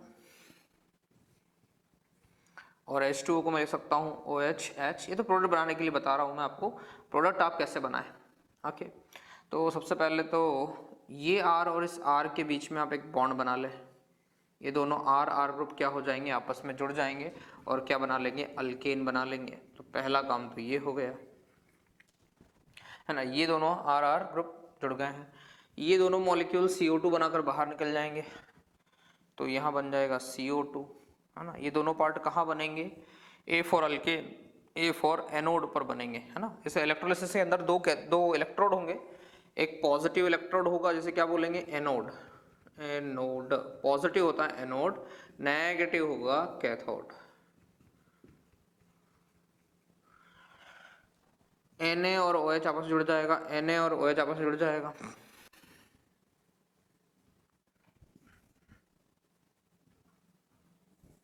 ये हो जाएगा कैथोड। तो एनोड और कैथोड, कुछ ऐसे प्रोडक्ट बनाना है आपको। यहाँ पर 2 मॉलिक्यूल लेना पड़ेंगे आपको, है ना, कार्बोक्सिलिक एसिड के, और आप प्रोडक्ट बना देंगे, है ना। सिंपल भी कर सकते हैं आप लोग, बहुत आसान है। RCONA लेंगे, दूसरा मॉलिक्यूल भी लेंगे RCONA, है ना, इस सबको हटा दीजिए और RR के पीछे बॉन्ड बना दीजिए। तो टोटल कितने कार्बन बनेंगे, देखिए आप यहाँ देखिए 2 मॉलिक्यूल CO2 के फॉर्म में रिमूव हो रहे हैं, है ना। तो जितने, अगर मान लीजिए एक इसमें N कार्बन है एक एसिड में, तो जो प्रोडक्ट अल्केन होगा उसमें कितने कार्बन होंगे, उसमें टोटल होना चाहिए 2N कार्बन, क्योंकि आप यहाँ कितने कार्बन ले रहे हैं, कितने मॉलिक्यूल ले रहे हैं, दो मॉलिक्यूल ले रहे हैं। सो 2 मॉलिक्यूल के लिए 2N कार्बन, और उसमें से 2 मॉलिक्यूल CO2 के फॉर्म में रिलीज हो जाएंगे। सो यहाँ पर डबल में से 2 कार्बन क्या बनेंगे, लेस बनेंगे। फॉर एग्जांपल अगर आपने एसिटिक एसिड लिया तो आप एसिटिक एसिड के कितने मॉलिक्यूल लोगे, तो आप एसिटिक एसिड के 2 मॉलिक्यूल लोगे, तो टोटल कितने कार्बन हुए, 4। उन 4 में से 2 का क्या निकल गया, CO2, बचे कितने, 2 कार्बन। 2 कार्बन का क्या बन जाएगा, इथेन। आप ले रहे हैं प्रोपेनोइक एसिड, एक लेंगे या 2 लेंगे, 2 मॉलिक्यूल लेंगे हम प्रोपेनोइक एसिड के। प्रोपेनोइक एसिड में कितने कार्बन, 3। 2 प्रोपेनोइक एसिड में कितने कार्बन, 6। 6 में से 2 क्या बन गए, CO2, बचेगा 4। 4 से क्या बन जाएगा, ब्यूटेन।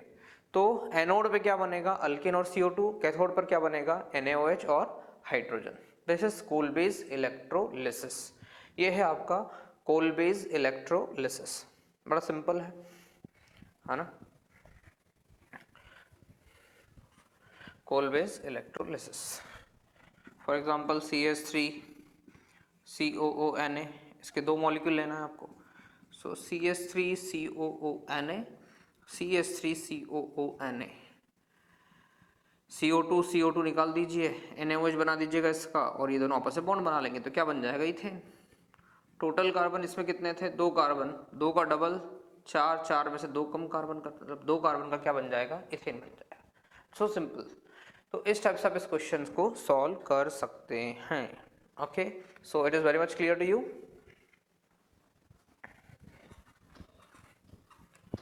चलिए अब फर्दर मूव करते हैं हम लोग। तो दिस इज कोल-बेस इलेक्ट्रोलिसिस। ये क्या हुआ, कोल-बेस इलेक्ट्रोलिसिस के बारे में हमने डिस्कस किया है। अब इसका मैकेनिज्म की बात करें तो RCOONA, अगर इसकी बात करूं तो सबसे पहले तो ये आयनाइज होगा, RCOO माइनस और Na प्लस। जो माइनस है ये कहाँ जाएगा, माइनस जाएगा पॉजिटिव की तरफ, और पॉजिटिव कौन होता है, एनोड। और जो प्लस वाला पार्ट है ये कहाँ जाएगा, कैथोड की तरफ चला जाएगा, है ना।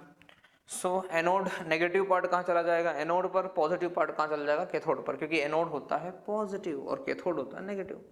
अब एनोड पर क्या होगा, एनोड पर माय डियर क्या होगा, RCOO, है ना। ऐसे कितने मॉलिक्यूल हैं, 2। सो यहाँ पर 2 मॉलिक्यूल हम लोग ले लेते हैं, ठीक है। 2 मॉलिक्यूल, सबसे पहले यहाँ पर ऑक्सीडेशन होगा। ऑक्सीडेशन का मतलब क्या होता है, इलेक्ट्रॉन को रिमूव करना। तो यहाँ पर 2 इलेक्ट्रॉन रिमूव हो जाएंगे और यहाँ पर बचेगा एक free electron. Okay, negative charge था, तो आप इसे कुछ ऐसा देखिए, RCOO माइनस। ऑक्सीजन ने एक ही बॉन्ड बनाया है, ऑक्सीजन के पास एक लोन पेयर, 2 लोन पेयर, 2 4 5वां बॉन्ड और एक छठा बॉन्ड 7, और एक इलेक्ट्रॉन एक्स्ट्रा लिया हुआ है इसने, है ना कुछ। अगर नेगेटिव चार्ज चला जाएगा तो ये बॉन्ड क्या बचेगा, एक्स्ट्रा बचेगा। तो ये मॉलिक्यूल को कुछ मैं ऐसा शो कर रहा हूँ। एक इलेक्ट्रॉन निकालने के बाद ऑक्सीजन के पास क्या बचेगा, फ्री इलेक्ट्रॉन, है ना। और 2 मॉलिक्यूल है तो कितने इलेक्ट्रॉन निकलेंगे, 2 electron. I hope so it is very clear to you. Oxygen ने एक नेगेटिव चार्ज लिया था, ठीक है। सो ये 2 लोन पेयर थे इसके पास, एक से बॉन्ड बना, एक बॉन्ड नहीं बना था आपके पास, तो ये इलेक्ट्रॉन अनपेयर्ड था।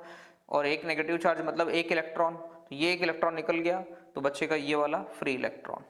ओके, उसके बाद क्या होगा, यहाँ से CO2 भी निकल जाएगी। तो यहाँ से हम लोगों ने क्या बना दिया, इसको मैं ऐसा लिख सकता हूँ, RCOO डॉट। फिर RCOO डॉट में से भी CO2 निकलने के बाद क्या बन जाएगा, R डॉट। फिर ये R डॉट और ऐसे कितने मॉलिक्यूल बनेंगे, 2। तो R डॉट और R डॉट के बीच में रिएक्शन हो जाएगी तो क्या बन जाएगा, RR टाइप का अल्केन बन जाएगा। सो एनोड पर ध्यान रखिए क्या हुआ, सबसे पहले जो कंपाउंड था इसका क्या हुआ, आयनाइजेशन हो गया। ये नेगेटिव पार्ट अलग हो गया, पॉजिटिव पार्ट अलग हो गया। नेगेटिव चार्ज में एक इलेक्ट्रॉन निकल गया, 2 मॉलिक्यूल थे, 2 इलेक्ट्रॉन निकल गए और बचेगा क्या, फ्री रेडिकल के पास। फ्री रेडिकल में से हम लोगों ने CO2 निकाल दिया तो क्या बचेगा, R डॉट। R डॉट की रिएक्शन R डॉट क्या बनेगा, अल्केन। सिंपल बात याद रखिएगा, एनोड कहाँ बनता है, अल्केन पर, और CO2 भी कहाँ बनती है, अल्केन पर, एनोड पर।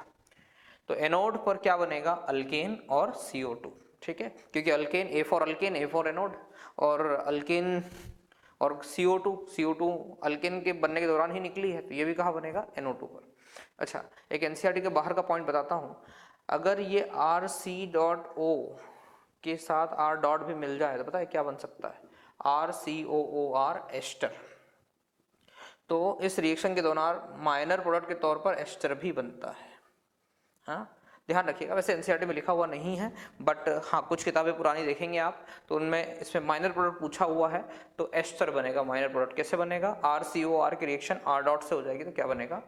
एस्टर भी बनेगा। तो ये रिएक्शन कहाँ पर होगी? एनोड पर होगी, ऐसा आपका एनसीईआरटी में लिखा है। कैथोड पर क्या होना है मैं यहाँ पर शो कर देता हूँ। कैथोड पर वाटर, देखिए एनोड पर होता क्या है? ऑक्सीडेशन, तो कैथोड पर क्या होता है? रिडक्शन। वाटर मॉलिक्यूल, दो वाटर मॉलिक्यूल हैं, वो 2 इलेक्ट्रॉन लेंगे, 2 इलेक्ट्रॉन ऐड कर दिए जाएं तो ये क्या बन जाएगा? OH माइनस और 2H डॉट, और ये OH माइनस Na+ के साथ मिलकर क्या बना लेंगे? NaOH।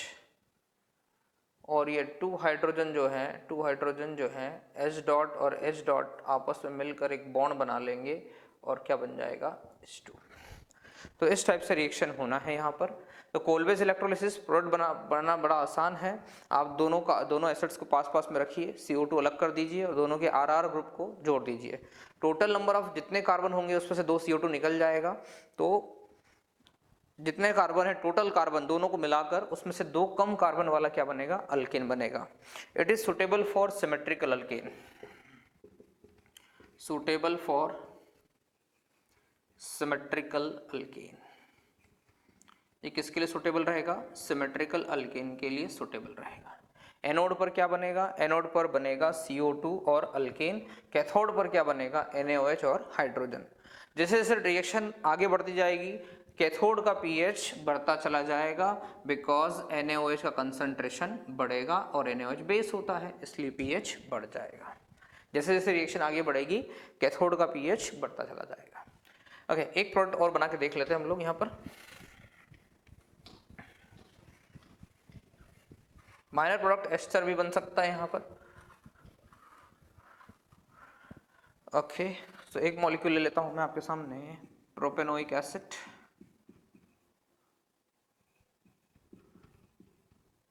अगर ये लेते हैं हम, इसके 2 मॉलिक्यूल लेते हैं my dear, so what will happen? दोनों को एक साथ लिख लीजिए आप, CH3 CH2 COONA, CH3 CH2 COONA। Product बनाने के लिए क्या करेंगे? Na की रिएक्शन तो करा दीजिएगा आप OH के साथ, NaOH हाइड्रोजन, CO2 रिमूवल, और इन दोनों के बीच बॉन्ड बना दीजिएगा, तो प्रोडक्ट बनेगा butane, CH3 CH2 CH2 CH3। Overall भी देखें इसमें कितने कार्बन है? 3 कार्बन। 2 मॉलिक्यूल में कितने कार्बन होते हैं? 6 कार्बन। 2 क्या निकाल दिए? CO2, बचे कितने कार्बन? 4 कार्बन। 4 कार्बन का क्या बनेगा? Butane. So this reaction happens in this way. Okay, so अभी तक हम लोगों ने क्या पढ़ा? कैटालिटिक हाइड्रोजनेशन, जिसके थ्रू हमने अल्कीन और अल्काइन का क्या करा दिया? हाइड्रोजनेशन कराया।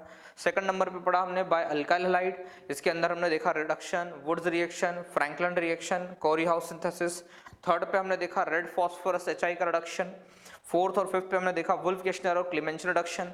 सिक्स्थ पे हमने देखा बाय कार्बोक्सिलिक एसिड, उसके अंदर फर्स्ट हमने देखा decarboxylation bye soda lime, कार्बो anion intermediate बनेगा। और फिर हमने देखा कोलबेस इलेक्ट्रोलिसिस मैकेनिज्म के साथ हमने इसको कंसिडर किया। ओके, ठीक है, तो ये खत्म होता है आपका method of preparation of alkane. Okay, मैंने नोट्स में शायद एक रिएक्शन और लिखाई थी, शायद इसका एक मे बी ग्रिग्नार्ड रिएजेंट की रिएक्शन लिखाई थी, ठीक है, वो इतनी इंपॉर्टेंट है नहीं, एनसीईआरटी में है नहीं, तो मैंने उससे हटा दिया है यहाँ पे। ओके, रिवीजन लेक्चर से हटा दिया है। ओके, अब हम बात करेंगे physical and chemical properties of alkane. So now we will discuss about free radical substitution reaction. Chemical properties के बारे में बात करेंगे। Okay, chemical properties of alkane, लेकिन उससे पहले एक छोटा सा पॉइंट हम लोग देख लेते हैं फिजिकल प्रॉपर्टी पर भी। ओके, फिजिकल प्रॉपर्टी में केवल 1-2 बातें याद रखिए आप। फिजिकल प्रॉपर्टी ऑफ अल्केन में, फिजिकल प्रॉपर्टी ऑफ अल्केन में सिर्फ एक ही बात इंपॉर्टेंट है, boiling point. Boiling point is proportional, लोगों को पता होता है boiling point van der Waals force पर डिपेंड करता है। Van der Waals force is proportional to molecular weight and inversely proportional to number of side chain और ब्रांचिंग, साइड चेन और branching. Okay, so boiling point is proportional to molecular wait, proportional to inversely proportional to side chain. अगर बात करें n n butane, n pentane की। तो N मतलब सीधी chain है, तो ब्रांचिंग तो तीनों में से किसी में नहीं है, बट इसमें 3 कार्बन है, इसमें 4 कार्बन है, इसमें 5 कार्बन है। सो नंबर ऑफ कार्बन बढ़ेंगे तो बॉइलिंग पॉइंट बढ़ेगा obviously. Then n pentane, isopentane और नियोपेंटेन। एन आइसो नियोपेंटेन के बारे में हम लोग बात कर रहे हैं। N pentane, isopentane, neopentane, again यहाँ पर ब्रांचिंग बढ़ती जा रही है, यू नो दैट, ब्रांचिंग बढ़ते जा रही है। पता होगा एन मतलब विदाउट एनी ब्रांच, आइसो मतलब जब सेकंड कार्बन या सेकंड लास्ट कार्बन से एक मिथाइल ग्रुप जुड़ा होता है, नियो मतलब जब सेकंड या सेकंड लास्ट कार्बन से 2 मिथाइल ग्रुप जुड़े होते हैं। This is n pentane, this is 5 carbon वाला isopentane and this is 5 carbon वाला बट 2 साइड चेन वाला नियोपेंटेन। तो ब्रांचिंग बढ़ेगी, सो बॉइलिंग पॉइंट कम हो जाएंगे। नंबर ऑफ कार्बन तो सेम था, सो मॉलिकुलर वेट सेम रहेगा, लेकिन ब्रांचिंग बढ़ते चली गई इसलिए बॉइलिंग पॉइंट कम हो गए। सो बस अल्केन की फिजिकल प्रॉपर्टी में बस यही याद रखिए। आई डोंट थिंक सो कि इसके बाहर कुछ संभव है। Okay, now chemical property of alkane. तो मेथड ऑफ प्रिपरेशन बता दी हम लोगों ने आपको, उसके बाद हमने फिजिकल प्रॉपर्टी भी बता दी। Now will discuss about chemical properties. Chemical property of alkane, basically एक ही रिएक्शन इसमें पढ़ना होती है, मेन जो रिएक्शन है आपको, chemical properties of alkane. The characteristic reaction of alkane is FR-SR, free radical substitution reaction. Free radical substitution reaction. Alkane की मूलभूत अभिक्रिया कौन सी होती है? FR-SR। जब भी सामने रिएक्टेंट के तौर पर अल्केन हो तो हमें सोचना चाहिए कि अल्केन कौन सी रिएक्शन देगा, सिर्फ FR-SR। ओके, अल्केन मीन्स जब भी कार्बन चेन, सिंगल बॉन्ड वाली कार्बन चेन हो, अगर उसकी रिएक्शन कराना है तो वहां पर कौन सी रिएक्शन मिल सकती है? Free radical substitution reaction. इसमें करना क्या होता है, you know very well, CH3 CH2 पढ़ चुके हैं आप लोग। इसमें हम लोग पढ़ेंगे कौन सी रिएक्शन? हैलोजिनेशन। कौन सी reaction? Halogenation. Very very important reaction है, 3 स्टार रिएक्शन। सो इसमें करना क्या होता है आप लोग जानते हैं, जैसे Cl2 HNu क्यों लेते हैं? सनलाइट, ये जो HNu वाला लाइट है ये Cl2 को तोड़ देता है Cl.Cl में, उसके बाद ये Cl रिएक्शन करता है फर्दर, है ना। तो इसमें हम लोग करते क्या है, यू नो दैट, हाइड्रोजन हटा लो, फ्री रेडिकल बना लो, हाइड्रोजन हटा लो, फ्री रेडिकल बना लो। ओके, उस पर हेलोजन लगा लो।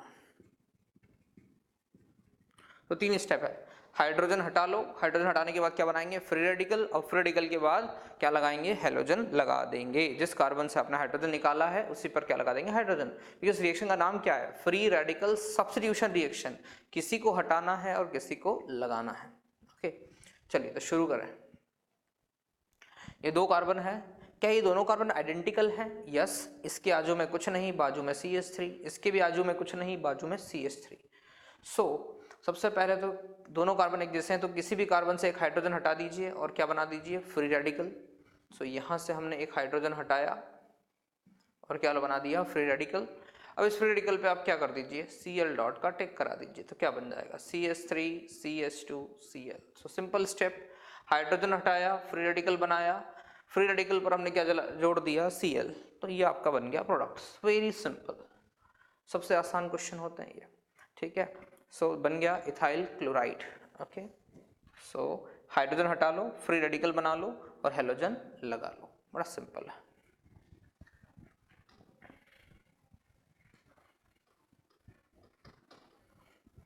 ओके, दूसरा एग्जांपल देखते हैं हम लोग, propane, CH3 CH2 CH3। Propane के बारे में बात करें, सो अब आप यहाँ से कितनी जगह से अलग अलग हाइड्रोजन हटा सकते हैं, हमें बताइए। कितनी अलग अलग जगह से आप हाइड्रोजन हटा सकते हैं? क्या ये मिथाइल से आप हाइड्रोजन हटा सकते हैं? यस श्योर, यहाँ से हम हाइड्रोजन हटा सकते हैं। क्या इस CH2 से हटा सकते हैं? डेफिनेटली आप इस CH2 से भी हाइड्रोजन हटा सकते हो। क्या इस CH3 से भी हटा सकते हैं? हटा तो सकते हैं, लेकिन ये CH3 और ये CH3 कैसे हैं? एक जैसे हैं। देखिए इस CH3 की इस तरफ कुछ नहीं, इसके भी इस तरफ कुछ नहीं, इसके पड़ोस में CH2 है, इसके पड़ोस में भी CH2 है। तो चाहे यहाँ से निकाल लीजिए, लेकिन वो दोनों सेम होंगे। तो बेसिकली यहाँ पर कितने अलग अलग हाइड्रोजन निकाले जा सकते हैं? 2 अलग अलग हाइड्रोजन निकाले जा सकते हैं। तो 2 अलग अलग जगह पर क्लोरीन या हेलोजन जोड़ा जा सकता है, तो इसके 2 प्रोडक्ट बन सकते हैं।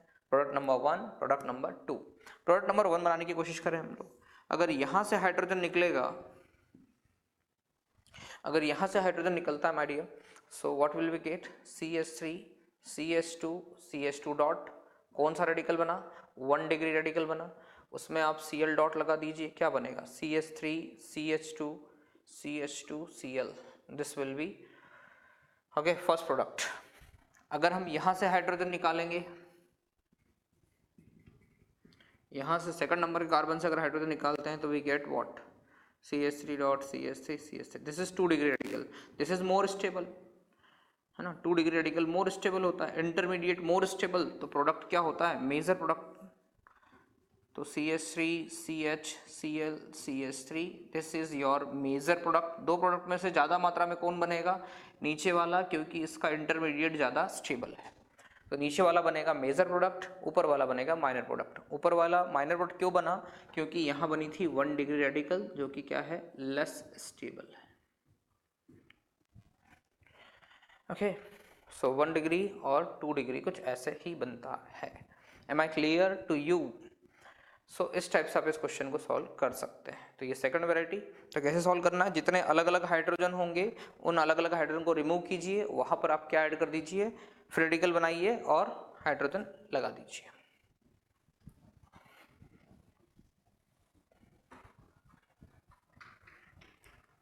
अगला,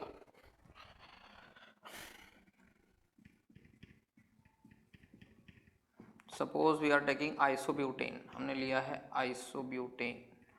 ओके, आइसोब्यूटेन की अगर हम रिएक्शन कराएंगे तो कितने प्रोडक्ट बन सकते हैं, है ना। आइसोब्यूटेन अगर बनाएंगे तो कितने प्रोडक्ट बन सकते हैं? देखिए, अगर देखा जाए तो ये मिथाइल एक जैसा है, ये मिथाइल वैसा ही है, और ये तीनों मिथाइल एक जैसे हैं। ओके, क्योंकि इनके इधर भी कुछ नहीं है, बाजू में CH है, कुछ नहीं है, CH है, कुछ नहीं, CH है। ओके, तो तीनों बिल्कुल एक जैसे होंगे। तो यहाँ से एक बार हाइड्रोजन निकालेंगे तो तीनों से हाइड्रोजन निकालना सेम ही हो गया लगभग, और दूसरा प्रोडक्ट यहाँ से निकाल सकते हैं हम लोग। ओके, अगर हम 1 से कार्बन निकालेंगे तो क्या बनेगा? 1 डिग्री रेडिकल बनेगा। सो देयर आर 2 प्रोडक्ट्स बनेंगे। मेजर प्रोडक्ट अगर हमें बनाना है तो हम क्या करेंगे? यहाँ से, क्योंकि अगर यहाँ से अगर हाइड्रोजन फ्री होता है तो ये कौन सा बनेगा? 3 डिग्री। तो मैं मेजर प्रोडक्ट केवल आपको बना देता हूँ, CH3 C dot CH3 CH3, this is 3 degree carbocation, है ना। शिफ्टिंग विफ्टिंग नहीं होती फ्री रेडिकल में, है ना। सो वो टेंशन ना लें आप, शिफ्टिंग नहीं होती है इनमें, वो सिर्फ किस में होती है? कार्बोकेटायन में। तो 3 डिग्री रेडिकल थी, इसलिए बन गया मेजर प्रोडक्ट। तो 2 प्रोडक्ट बनेंगे, उसके अंदर मेजर प्रोडक्ट कौन बनेगा? जब 3 डिग्री हाइड्रोजन रिमूव होगा। तो ये हमको आपको कौन सा example? Third example, 1 2 3, third example बता दिया। ओके, क्वेश्चन है, how many monohalogenated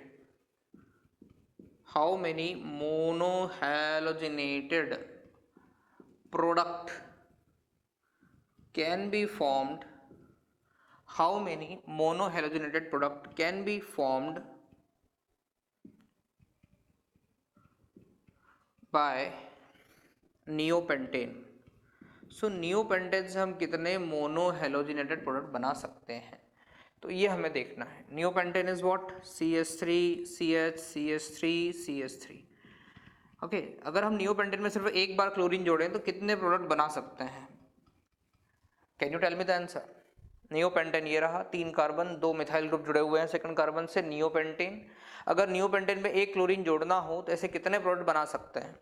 so answer is 1। Very good, answer है 1, क्योंकि ये वाला मिथाइल, ये वाला मिथाइल, ये वाला मिथाइल, ये वाला मिथाइल आइडेंटिकल है, किसी से भी हाइड्रोजन हम निकालेंगे प्रोडक्ट क्या बनेगा? सेम बनेगा।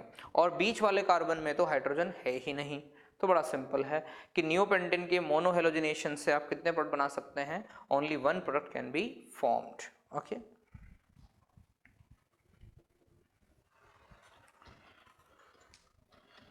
क्वेश्चन आ जाए,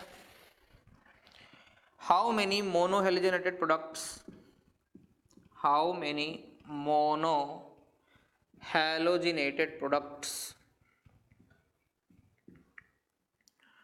can be formed by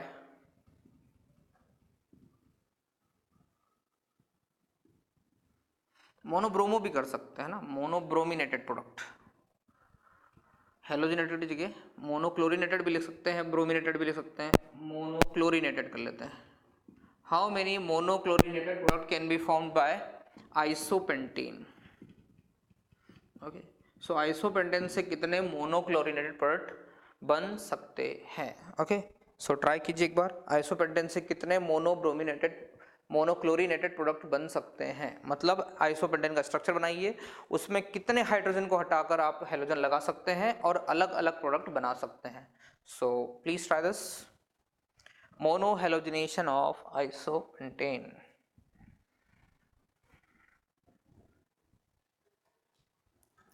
चलिए, आपने कोशिश की होगी। ओके, देखते हैं आपका आंसर राइट है रॉन्ग है। CH3 CH CH3 CH2 CH3। Okay, सबसे पहले मैं कहाँ से, एक तो हाइड्रोजन यहाँ से हटा सकता हूँ। Okay, this will B one product. उसके बाद मैं हाइड्रोजन यहाँ से हटा सकता हूँ 2, फिर मैं हाइड्रोजन यहाँ से हटा सकता हूँ 3 डिग्री है। क्या ये मिथाइल और ये मिथाइल दोनों एक जैसे हैं? बिल्कुल नहीं। देखिए, इस मिथाइल के बाजू में कौन है, CH, इस मिथाइल के बाजू में कौन है, CH2, तो आइडेंटिकल तो नहीं है। तो यहाँ से भी मैं हाइड्रोजन निकाल सकता हूँ, यहाँ से मैं हाइड्रोजन निकाल सकता हूँ, यहाँ से मैं हाइड्रोजन, क्योंकि CH2 तो एक ही है, यहाँ पर CH एक ही है, तो यहाँ से भी हाइड्रोजन निकाल सकता हूँ। अब ये दोनों मिथाइल एक जैसे हैं। ओके, ये दोनों मिथाइल कैसे हैं, एक जैसे हैं, क्योंकि इसके बाजू में भी CH है, इसके बाजू में भी CH है। तो 4 अलग अलग जगह से आप निकाल सकते हैं हेलोजन। तो कितने प्रोडक्ट बन सकते हैं, 4। पर मैं कहूं कि इसका आंसर 5 आएगा, तो 5 आंसर आएगा इसका। सर 5 कैसे हो जाएगा? माय डियर, अगर मैं यहां से अगर हाइड्रोजन निकालूंगा तो व्हाट विल हैपन। देखिए, अगर मैंने यहां से हाइड्रोजन निकाला, फोकस कीजिए इस पे, CH3 CH CH3 C, अगर यहाँ से मैंने हाइड्रोजन निकाला तो यहाँ पर एक रेडिकल बन जाएगा। ओके, और यहाँ से जो रेडिकल बन रही है, यहाँ से जो वैलेंसी फ्री हो रही है, तो this is a chiral carbon. ये कैसा कार्बन हो जाएगा, कायरल कार्बन। अगर मैं यहाँ Cl लगा दूँ तो, है ना, ये कायरल कार्बन बन जाएगा। और कायरल कार्बन के 2 फॉर्म होंगे, D फॉर्म और L फॉर्म, D फॉर्म और L फॉर्म। तो अगर स्टीरियो आइसोमर को इंक्लूड करूं तो देखिए, इसका 1, इसका 2 फॉर्म 2 और 3, ये 4, और ये टोटल कितने प्रोडक्ट हो जाएंगे, 5 प्रोडक्ट बन जाएंगे। सो अगर आपसे स्टीरियो आइसोमर भी इंक्लूड करने को कहा जाए, स्टीरियो आइसोमर इंक्लूडेड, आपको ऑप्टिकल आइसोमर भी चेक करना पड़ेगा, तो आपके कितने प्रोडक्ट बन जाएंगे, 5 प्रोडक्ट बन जाएंगे। अगर स्टीरियो आइसोमर को हटा दें आप, स्टीरियो आइसोमर काउंट करने को ना कहे आपको, तो कितने बनेंगे, 4 प्रोडक्ट बन जाएंगे आपके। सो इस टाइप से आप हाइड्रोजन हटा हटा कर क्या कर देख सकते हैं, कितने प्रोडक्ट बन सकते हैं। और जहां कायरल कार्बन बनता हो प्रोडक्ट में, तो उसे भी याद रखिएगा। और मैं आपको एक हिंट बता दूं कि अगर हम लोगों ने रेडिकल पढ़े थे नोमेनक्लेचर में, एन पेंटेन, आइसोपेंटेन, आइसोपेंटेन के 4 रेडिकल बनते हैं, तो वहां से भी आप ये लॉजिक लगा सकते हो कि आप आइसोपेंटेन से 4 जगह से हाइड्रोजन निकाल सकते हो। रेडिकल कैसे बनती है, हाइड्रोजन के निकालने से। तो यहाँ हमने वही बताया आपको। ओके, सो अगर स्टीरियो आइसोमर इंक्लूड करोगे तो कितने फॉर्म, 5 बनेंगे। अगला क्वेश्चन,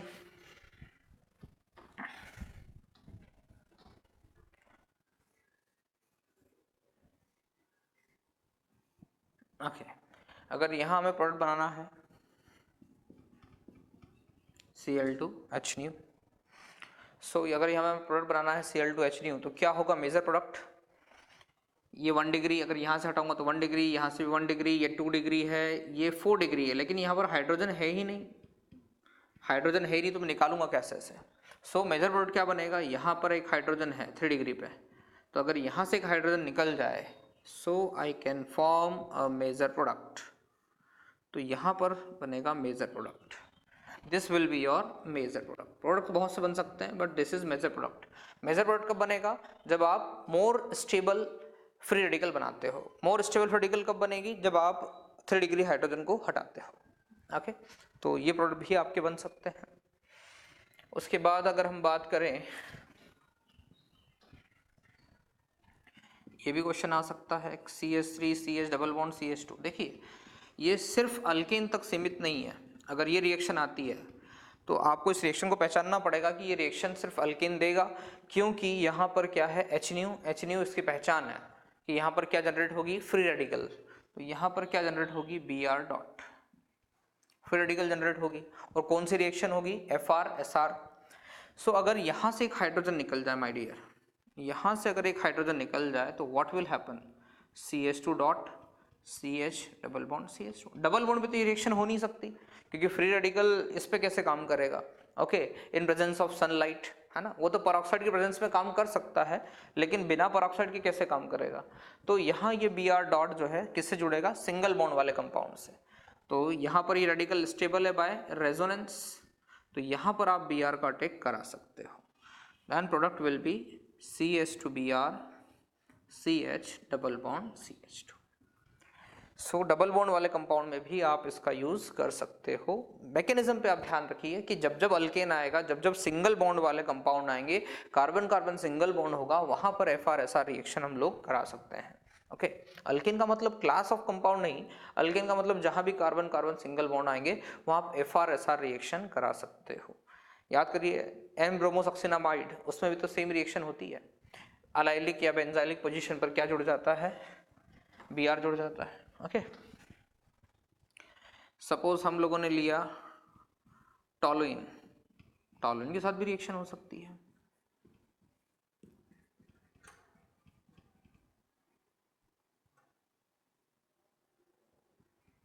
ओके, इसकी रिएक्शन कराते हैं हम लोग सनलाइट के साथ Cl2H, इसकी रिएक्शन हम कराते हैं सनलाइट के साथ Cl2H। Then what will happen, देखिए अगर मैं यहाँ से, बेंजीन के ऊपर तो डायरेक्ट रिएक्शन होना नहीं है इसका, है ना। तो अगर मैं यहाँ से एक हाइड्रोजन रिमूव करूँ तो क्या बन जाएगा माय डियर, CH2 डॉट, और फिर इस पर Cl का टेक करा देंगे तो क्या बन जाएगा, CH2Cl। यहाँ की बात करें तो हाइड्रोजन कहाँ से निकालूँ, यहाँ से निकालूंगा। अगर हाइड्रोजन तो माय डियर रेजोनेंस नहीं होगा, free radical single single double, तो रेजोनेंस नहीं होगा। इसलिए अगर हाइड्रोजन में यहाँ से निकालूँ तो ज़्यादा बेनिफिशियल है, फ्री रेडिकल सिंगल डबल यहाँ पर ज़्यादा स्टेबल है, तो यहाँ से हाइड्रोजन निकालना ज़्यादा अच्छा रहेगा। तो क्लोरीन कहाँ जुड़ेगा, क्लोरीन कुछ ऐसा जुड़ेगा। ओके, सो इस टाइप से क्वेश्चन आप बना सकते हैं। ठीक है, तो सारी वैरायटी मैंने क्वेश्चन करा दी आपको। सबसे पहले जब भी आपको सनलाइट मिले और हैलोजन मिले और तो आपने क्या करना है, सबसे पहले जिस रिएक्टेंट में रिएक्शन करानी है वहाँ से आप सुटेबल हाइड्रोजन निकालिए, स्टेबल फ्री रेडिकल बनाइए अगर मेजर प्रोडक्ट चाहिए तो, अदरवाइज जितनी भी फ्री रेडिकल बन सकती है अलग अलग सब बनाइए और उसमें हैलोजन लगा दीजिए। सिंपल सा कंसेप्ट है, 3 स्टेप का स्टेप है, हाइड्रोजन हटा लो, फ्री रेडिकल बना लो और उसके ऊपर क्या लगा लो, हैलोजन लगा लो। बड़ा सिंपल। ओके, देन एक दो क्वेश्चन और है जी। यस,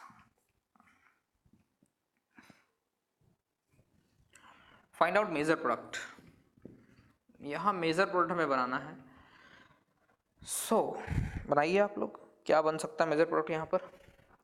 अगर इसकी बात करो तो ये कार्बन 1 डिग्री है, 2 डिग्री, ये भी 2 डिग्री है, ये भी 2 डिग्री, ये भी 2 डिग्री है, 2 डिग्री है, 2 डिग्री है, लेकिन ये कार्बन कैसा है, 3 डिग्री है। अगर ये 3 डिग्री कार्बन है तो मुझे यहाँ से हाइड्रोजन रिमूव करना चाहिए। सो प्रोडक्ट विल बी कुछ ऐसा बनेगा।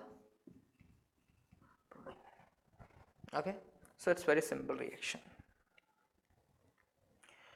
तो ऐसा किया जा सकता है। अब इस रिएक्शन के अंदर हम बात करते हैं इसका मैकेनिज्म, है क्या। वैसे तो आप मेनली क्या आता है इस रिएक्शन में, प्रोडक्ट बनाना आता है ना, बट एनसीईआरटी में इसका मैकेनिज्म भी दिया हुआ है, तो मैं आपको मैकेनिज्म भी समझा देता हूँ इस रिएक्शन में कैसे कंप्लीट होना है। ओके, फिर और कुछ रिएक्शन के बारे में बात करेंगे। तो FR-SR free radical substitution reaction, ये 3 स्टेप्स में कंप्लीट होती है ना। देखिए इसका कोई इंपॉर्टेंस नहीं है मैकेनिज्म का, बस जस्ट कि एनसीईआरटी में है तो मैं आपको ये बता रहा हूँ। मेनली आपको क्या आना चाहिए, प्रोडक्ट बनाते आना चाहिए, इंटरमीडिएट बनाते आना चाहिए, रिएक्टिविटी ऑर्डर चेक करते आना चाहिए। ओके 3 स्टेप में होता है। Number 1 is chain initiation. Chain initiation में क्या करना है, हेलोजन है, सनलाइट लीजिए आप, इसे 2 पार्ट में डिवाइड कर दीजिए, एक्स डॉट है ना, होमोलिसिस हो जाएगा, सनलाइट की प्रेजेंस में ये बॉन्ड टूट जाएगा।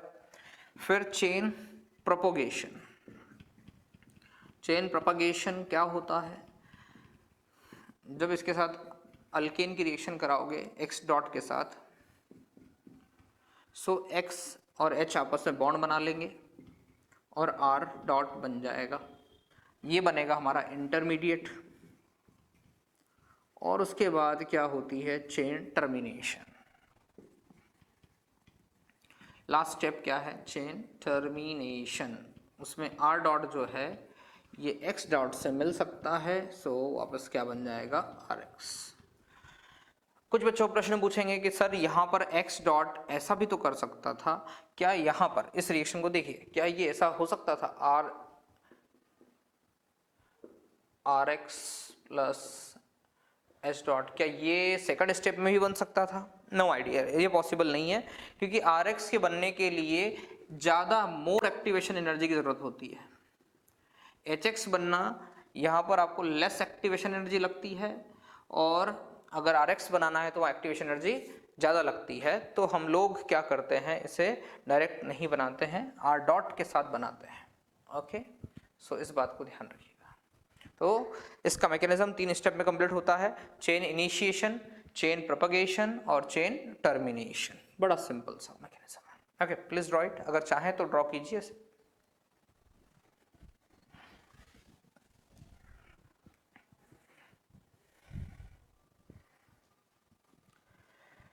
सो आई होप सो ड्रॉ कर लिया होगा, नहीं भी किया होगा इट्स ओके, है ना। तो हम लोगों ने ये सब कुछ पढ़ा इसमें।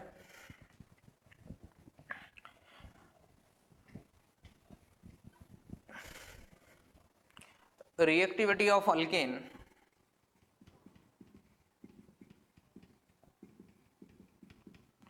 अल्केन की क्रियाशीलता towards FrSr proportional to stability of free radical, free radical की स्टेबिलिटी के प्रोपोर्शनल रहने वाली है। Reactivity of alkane towards free FrSr is proportional to stability of carbocation. ठीक है, स्टेबिलिटी ऑफ फ्री रेडिकल की प्रोपोर्शनल होती है। Reactivity of alkane towards FrSr is proportional to stability of free radical. Okay, for example N-पेंटेन,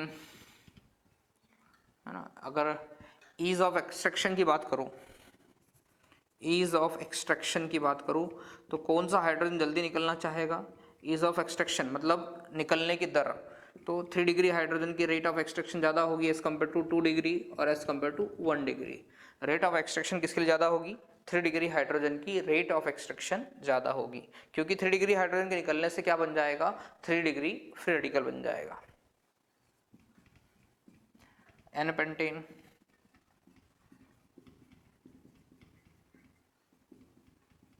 isopentane, चलिए इन दोनों में देखते हैं हम लोग। N-ब्यूटेन, N-पेंटेन, आइसोपेंटेन, इसकी बात करें तो इनमें ज़्यादा कौन रिएक्टिव हो जाएगा, कहाँ ज़्यादा स्टेबल प्रोडक्ट बनेगा, हो यहाँ पर एक स्टेबल फ्री रेडिकल बनेगा, क्योंकि यहाँ पर 3 डिग्री कार्बन है, 3 डिग्री हाइड्रोजन है, जबकि यहाँ पर सारे कैसे हैं, 2 डिग्री हाइड्रोजन है। Okay, so ease of extraction, 3 degree hydrogen जल्दी निकलना चाहेगा। Reactivity of alkane towards FrSr proportional to stability of free radical, है ना। फ्री रेडिकल जितना ज़्यादा स्टेबल होगा उतना अल्केन क्या होगा, हेलोजिनेशन के लिए ज़्यादा रिएक्टिव होगा। ओके, चलिए अगला वैरायटी क्या देखें क्वेश्चन का।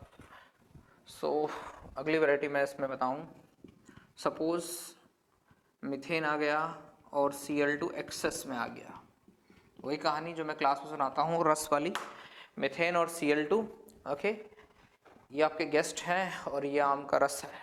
ठीक है, आपके पास आम का रस क्या है, ज़्यादा क्वांटिटी में है, तो व्हाट विल यू डू, भाई पहली बार हमने एक हाइड्रोजन हटाया, एक क्लोरीन लगा दिया, उसके बाद भी हमारे पास क्लोरीन एक्सेस में है और यहाँ हाइड्रोजन है, तो हम दूसरा हाइड्रोजन फिर निकालेंगे और बना लेंगे CH2Cl2, पर हमारे पास क्लोरीन अभी भी ज़्यादा है, आम का रस ज़्यादा है, फिर हाइड्रोजन निकालेंगे हम, चूंकि निकल सकता है, तो क्या बनेगा CHCl3, फिर एक और हाइड्रोजन हम निकालेंगे यहाँ से, क्या बनेगा CCl4। ओके, तो इस टाइप से रिएक्शन आगे बढ़ेगी। अगली कंडीशन कभी ऐसा हो जाए मीथेन एक्सेस में हो जाए, यानी गेस्ट ज़्यादा है और आम का रस कम क्वांटिटी में है, देन व्हाट विल हैपन, आप कम से कम एक बार तो गेस्ट को सर्व करेंगे, तो सिर्फ एक ही बार क्या जुड़ेगा, क्लोरीन, क्योंकि अगर बार बार हाइड्रोजन निकलता भी गया तो हमारे पास उतने क्लोरीन नहीं है जो हम उसको सब्स्टिट्यूट कर पाए। तो अगर क्लोरीन एक्सेस में होगा तो इस टाइप से चेन बनती चली जाएगी, मीथेन एक्सेस में होगा तो सिर्फ एक ही product, mono halogen substituted product बनेगा, एक ही प्रोडक्ट बनेगा। ओके, तो ये भी हमने आपको पढ़ा दिया। अब वो एक IIT वाले क्वेश्चन जो हम लोग क्लास में देखते हैं वही मैं आपको एक बार रिपीट करा देता हूँ, है ना। अगर रेट ऑफ एक्सट्रैक्शन, हाइड्रोजन के निकलने की दर, rate of extraction of 1 degree hydrogen, 2 degree hydrogen and 3 degree hydrogen is 1:3.5:5, अगर ये है, अगर हाइड्रोजन के निकलने की दर 1 degree hydrogen, 2 degree hydrogen, 3 degree hydrogen का जो रेशो है 1:3.5:5 है, then how many monohalogenated product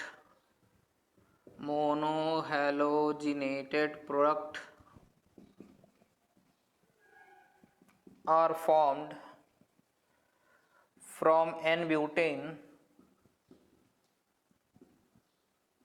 and what will be percentage yield। Hindi में बोलूँ मैं तो ये प्रश्न कुछ ऐसा है, यदि हाइड्रोजन के निकलने की दर प्राइमरी हाइड्रोजन, सेकेंडरी हाइड्रोजन और टर्शरी हाइड्रोजन के निकलने की दर का अनुपात 1:3.5 है, तब एन ब्यूटेन के मोनोहेलोजिनेटेड उत्पाद बनाने की कितने उत्पाद बनेंगे और उनकी उत्पादन प्रतिशत क्या होगी। एन ब्यूटेन में अगर आप एक एक हेलोजन जोड़ दें तो कितने प्रोडक्ट बन सकते हैं, कितने उत्पाद संभव हैं और उनकी बनने की प्रतिशत क्या होगी, उनके उत्पादन की प्रतिशत क्या होगी, ये आपको बताना है। ओके, तो सबसे पहले हम लोग क्या करते हैं, एन ब्यूटेन बनाते हैं, फिर हम क्या चेक करते हैं, एन ब्यूटेन में कितनी जगह से हाइड्रोजन निकल सकता है, सिर्फ 2 जगह से हाइड्रोजन निकल सकता है। सो 2 प्रोडक्ट बनेंगे my dear, CH3 CH2 CH2 Cl, एक प्रोडक्ट तो ये बनेगा। आप लोग जानते हैं वैसे तो मेजर प्रोडक्ट क्या बनने वाला है, बट फिर भी एक बार हम लोग अभी प्रेडिक्ट नहीं करते हैं। ओके, तो ये 2 प्रोडक्ट बन रहे हैं यहाँ पर। अब यहाँ पर हम लोग सबसे पहले निकालेंगे रिलेटिव रेट ऑफ प्रोडक्शन, है ना। रेट ऑफ प्रोडक्शन जो होती है वो क्या होती है, रेट ऑफ प्रोडक्शन की बात करें या प्रोडक्शन का परसेंटेज की बात करें तो number of hydrogen removed, number of types of hydrogen removed into extraction rate, ये रेट ऑफ प्रोडक्शन है। Number of types of hydrogen removed into extraction rate. बताइए यहाँ पर कौन सा हाइड्रोजन रिमूव किया गया है, इस प्रोडक्ट में बनाने के लिए 1 डिग्री हाइड्रोजन रिमूव किया गया है। कौन सा हाइड्रोजन, 1 डिग्री हाइड्रोजन रिमूव किया गया है। और यहाँ 1 डिग्री हाइड्रोजन टोटल कितने हैं, 3 and 3, 6 हाइड्रोजन 6 हैं, उनकी रिलेटिव रेट कितनी एक्सट्रैक्शन की, 1, तो टोटल रेट ऑफ प्रोडक्शन कितनी हो जाएगी, 6 हो जाएगी इसका, है ना। अगर अब बात करें सेकंड कंपाउंड के लिए, तो सेकंड कंपाउंड की बात करें तो सेकंड कंपाउंड के लिए कौन सा हाइड्रोजन रिमूव किया गया है, 2 डिग्री। वहाँ 2 डिग्री हाइड्रोजन कितने हैं, 4, और उनके रेट ऑफ एब्स्ट्रक्शन क्या है, ऊपर देखिए बोर्ड पे लिखा है 3.5, 3.5 इंटू 4, 14 आएगा। ओके, सो फर्स्ट प्रोडक्ट कितना बना है, 6 पार्ट बना है, हम ये बोल सकते हैं 6 पार्ट बना है। और यहाँ कितना बना है, रेट ऑफ की जगह फ्रैक्शन ऑफ प्रोडक्शन कर लीजिए आप, कितना भाग बना है, तो ये 6 पार्ट बना है और ये 14 पार्ट बना है। अब परसेंटेज कैसे निकालते हैं, परसेंटेज यील्ड ऑफ फर्स्ट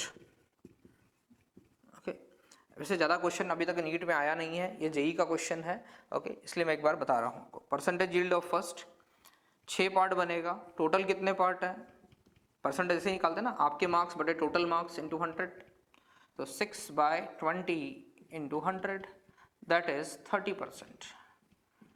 तो जो ये फर्स्ट प्रोडक्ट है इसकी क्वांटिटी कितनी बनेगी, 30%। अब चूंकि दो ही प्रोडक्ट हैं तो कह सकते हैं उसका कि 70% बनेगा, पर एक बार कैलकुलेट करके भी देख लें। Percentage yield of second 14/20 into 100 this give you 70%। तो इसकी क्वांटिटी कितनी होगी, 70% मैक्सिमम यील्ड। तो ये क्या हो जाएगा, मेजर प्रोडक्ट, और ये हो जाएगा माइनर प्रोडक्ट। हम लोगों ने पहले ही बोला था जो रेडिकल ज़्यादा स्टेबल होगी उसका प्रोडक्ट क्या होगा, स्टेबल होगा। यहाँ पे हमने उसे कैलकुलेट भी करके देख लिया। तो कैलकुलेट कैसे करना है, जो भी हाइड्रोजन आपने कौन से टाइप का हाइड्रोजन रिमूव किया है इनटू उसमें एक्सट्रैक्शन रेट। ये एक्सट्रैक्शन रेट जो है ये क्वेश्चन में ही दी रहती है। बस आपको ये देखना है कि आपने कौन से वाला हाइड्रोजन हटाया है, 1 डिग्री वाला हाइड्रोजन हटाया है, 2 डिग्री वाला हाइड्रोजन हटाया है, और जो हाइड्रोजन हटाया है उसमें कितना नंबर है उस कंपाउंड में। जैसे मैंने 1 डिग्री हाइड्रोजन हटाया था तो 1 डिग्री हाइड्रोजन टोटल कितने हैं, 3 और 3 6, और उसके रेट क्या है 1, तो 6 पार्ट। और वहां पर कौन सा हाइड्रोजन हटाया था 2 डिग्री, और 2 डिग्री हाइड्रोजन टोटल कितने हैं 4 इंटू 3.5। तो इस टाइप से आप ये क्वेश्चन कर सकते हो। तो ये सब कुछ था अबाउट FR-SR रिएक्शन। अब कुछ माइनर रिएक्शंस हैं उनके बारे में बात करें, लेकिन उससे पहले एक और बात हम बता देते हैं। अगर आपसे पूछा जाए कि F2Cl2Br2I2 F2Cl2Br2I2 में ज़्यादा रिएक्टिव कौन है FR-SR के लिए, FR-SR की रिएक्टिविटी के लिए कौन ज़्यादा रिएक्टिव है। ओके, इसका आंसर कैसे दें हम लोग। देखिए, आप लोगों को बताया था जब आप मैकेनिज्म पढ़ रहे थे कि X2 जो है सबसे पहले वो टूट जाता है सनलाइट की प्रेजेंस में X डॉट में, मतलब जिसमें हेलोजन का बॉन्ड कमजोर रहेगा, X2 बॉन्ड कमजोर रहेगा, वो जल्दी से क्या बना देगा, फ्री रेडिकल बना देगा। और आप लोग जानते हैं बॉन्ड एनर्जी का ऑर्डर, Cl2 की ज़्यादा होती है, फिर Br2 की ज़्यादा होती है, फिर F2 की ज़्यादा होती है, फिर I2 की ज़्यादा होती है। ऐसा कुछ आप ऑर्डर जानते हैं। सो I2 की बॉन्ड एनर्जी सबसे कम होती है, less bond energy, less bond energy ये तो इजीली फॉर्म I डॉट। लेकिन प्रॉब्लम क्या है, ये I डॉट तो बना लेता है but I dot is more stable, but I dot is more stable, I dot ज़्यादा स्टेबल है, सो डू नॉट रिएक्ट, इसलिए रिएक्शन ही नहीं करता। देखिए, आयोडीन रेडिकल जो है ये जल्दी बन जाएगा, लेकिन ये स्टेबल है तो ये वापस से रिएक्शन नहीं करेगा। सो रिएक्टिविटी ऑर्डर हो जाएगा फ्लोरीन, क्लोरीन, ब्रोमीन और आयोडीन। ओके, सो इस बात को ध्यान रखिएगा। फ्लोरीन के साथ कम रिएक्शन देखने को मिलती है, मेनली क्लोरीन, ब्रोमीन ये रिएक्शन देते हैं, आयोडीन भी ये रिएक्शन बहुत कम अमाउंट में देता है। तो ये था हमारा FR-SR के बारे में पूरा डिस्कशन। अब कुछ माइनर रिएक्शन है, हम उसके बारे में बात करेंगे। सो डियर, अब हम लोग बात करते हैं कुछ माइनर रिएक्शंस हैं, इतनी इंपॉर्टेंट नहीं है बट ठीक है, हम लोग एक बार देख लेते हैं इनको। ओके, केमिकल प्रॉपर्टी के अंदर ही पढ़ते हैं। Second is combustion of alkane, combustion of alkane. Combustion of alkane में क्या करना है, CnH2n+2, this is general formula of alkane. इसकी रिएक्शन कराएंगे आप 3n+1/2 ऑक्सीजन से। थर्मोकेमिस्ट्री में भी हम लोग ये रिएक्शन पढ़ते हैं। तो NCO2 + n+1 वाटर, जितने कार्बन हैं उतने क्या बनेगी CO2, और उससे एक ज़्यादा अमाउंट में आपको क्या मिलेगा, पानी बनेगा। Okay, for example C2H6, 2 carbon है, सो 3 × 2 + 1/2 ऑक्सीजन करना है ना। यहाँ पर n मतलब क्या है, नंबर ऑफ कार्बन, या 2 तो क्या हो जाएगा 7/2 ऑफ ऑक्सीजन। 2 कार्बन है तो 2 CO2 बन जाएगी और 3 वाटर बन जाएंगे। ये रिएक्शन भले ही आप यहाँ पर इंपॉर्टेंट नहीं हो, लेकिन थर्मोकेमिस्ट्री में इंपॉर्टेंट होती है, इसलिए आप याद रखिएगा। CnH2n+2, 3n+1/2 ऑक्सीजन, जितने कार्बन है उतने CO2 बनेगा और उससे एक ज़्यादा वाटर मॉलिक्यूल बनेगा। Okay, then third reaction, isomerisation reaction के बारे में बात करते हैं हम लोग। आइसोमेराइजेशन रिएक्शन, आइसोमेराइजेशन रिएक्शन, इसमें क्या होता है, ब्रांचिंग बढ़ती जाती है, ब्रांचिंग इंक्रीजेस, ब्रांचिंग बढ़ती जाती है। अगर N होगा तो आइसो बन जाएगा, आइसो होगा तो नियो बन जाएगा, simple. Suppose there is N butane, reagent क्या होगा यहाँ पर, रिएजेंट होगा कॉन्सनट्रेटेड HCl और AlCl3, ये रिएजेंट है यहाँ पर। तो इससे एक ब्रांचिंग बढ़ेगी और क्या बन जाएगा, आइसोब्यूटेन। अगर आपने आइसोपेंटेन लिया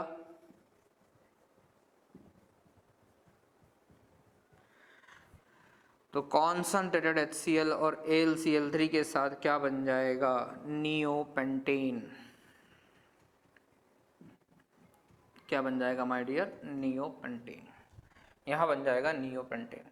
तो N ब्यूटेन से बना आइसोब्यूटेन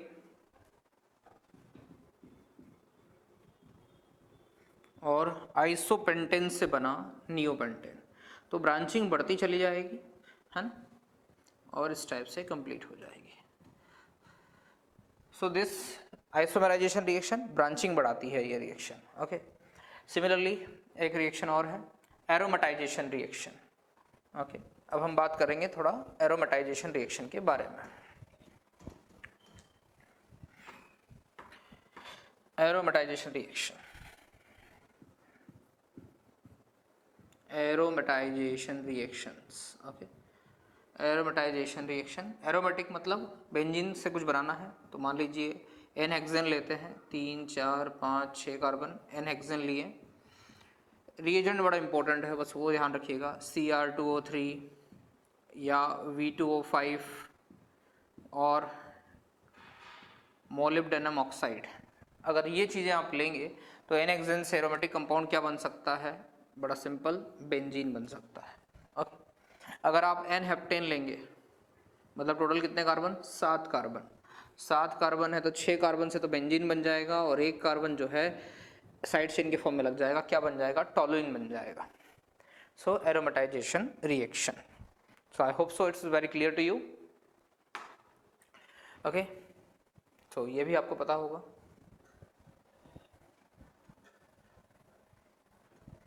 उसके बाद कुछ ऑक्सीडेशन रिएक्शंस हैं, बस ये ध्यान रख लीजिएगा, बाकी कोई इंपॉर्टेंट रिएक्शन नहीं है, ऑक्सीडेशन है ना। कुछ ऑक्सीडेशन रिएक्शन है, जब भी कोई अल्केन होता है जिसके अंदर 3 डिग्री कार्बन होता है, इसको मैं कुछ ऐसा ऑर्डर बना लेता हूं, अल्केन कंटेनिंग 3 डिग्री का hydrogen, alkane containing 3 degree hydrogen, इसका जब आप ऑक्सीडेशन कराते हो, strong oxidation, strong oxidising present, एक स्ट्रॉन्ग ऑक्सीडाइजिंग एजेंट की प्रेजेंस में, तो यहाँ पर क्या हो जाता है, ऑक्सीजन लग जाता है। सो ये अल्कोहल में कन्वर्ट हो जाता है। इतनी इंपॉर्टेंट रिएक्शन नहीं है, पर बस ध्यान रख लीजिए आप एक बार इन पे ना, मैंने स्टार भी नहीं लगाया इन पे। तो अल्कोहल में कन्वर्ट हो जाता है। ऐसे अल्केन जिनके अंदर 3 डिग्री हाइड्रोजन हो, इसमें बीच में ऑक्सीजन जोड़ने के बाद ये अल्कोहल में कन्वर्ट हो जाता है, ओके। इसके अलावा कुछ छोटी रिएक्शंस हैं, वो बता देता हूँ मैं आप लोगों को। अगर आप किसी रिएक्शन को नोट करना चाहें तो बीच में पॉज कर लिया कीजिएगा, ओके। सो अगला मैं बताऊं आपको कुछ माइनर ऑक्सीडेशन रिएक्शंस हैं। मीथेन की रिएक्शन ऑक्सीजन के साथ कॉपर के प्रेजेंस में कराएंगे आप, तो मिथेनॉल बनेगा, है ना। मीथेन की रिएक्शन ऑक्सीजन के साथ कराएंगे अगर आप MO2O3 के प्रेजेंस में, देन फॉर्मल्डिहाइड बन रहा है। अगर इथेन की रिएक्शन, ये सब NCERT की रिएक्शन है, डायरेक्ट लिखी हुई है, सो मैं भी आपको डायरेक्ट लिख दे रहा हूँ, CH3COO2 अमन के साथ अगर रिएक्शन कराएंगे तो ये बन जाएगा एसिटिक एसिड। सो अलग अलग रिएजेंट के साथ कुछ रिएक्शंस हैं, तो ये आप इसे देख लीजिएगा, okay. So this is all about alkane. ये अल्केन का पूरा रिवीजन कंप्लीट हो गया। मैंने जो स्टार लगाई हुई रिएक्शन है आप उनके ऊपर स्पेशल फोकस कीजिएगा, ठीक है, वही एग्जाम में रिएक्शन आएगी। इसके अलावा ये NCERT की रिएक्शंस हैं, टू द पॉइंट, आप डायरेक्ट याद रख सकते हैं इन्हें, ओके। सो यहाँ से क्वेश्चन आने की संभावनाएं काफ़ी है, ओके, सो ये फिनिश होता है हमारा अल्केन। अब आप इसके क्वेश्चंस लगा लीजिए और फिर हम लोग कल डिस्कस करेंगे, अगले लेक्चर में डिस्कस करेंगे अल्कीन के बारे में, और फिर शॉर्ट रैपिड रिविजन हम लोग करते रहेंगे। ओके, तो आई hope so this lecture was beneficial for you, है ना। सो इन्हें आगे तैयारी कीजिए, है ना। जो मेन रिएक्शंस हैं उनके ऊपर फोकस कीजिए, और जितना मैं बोर्ड पढ़ा रहा हूँ it is very very useful for you, है ना। इसके अलावा बाहर आप कुछ पढ़ने की आवश्यकता नहीं है। आई होप सो, ठीक है, थैंक यू।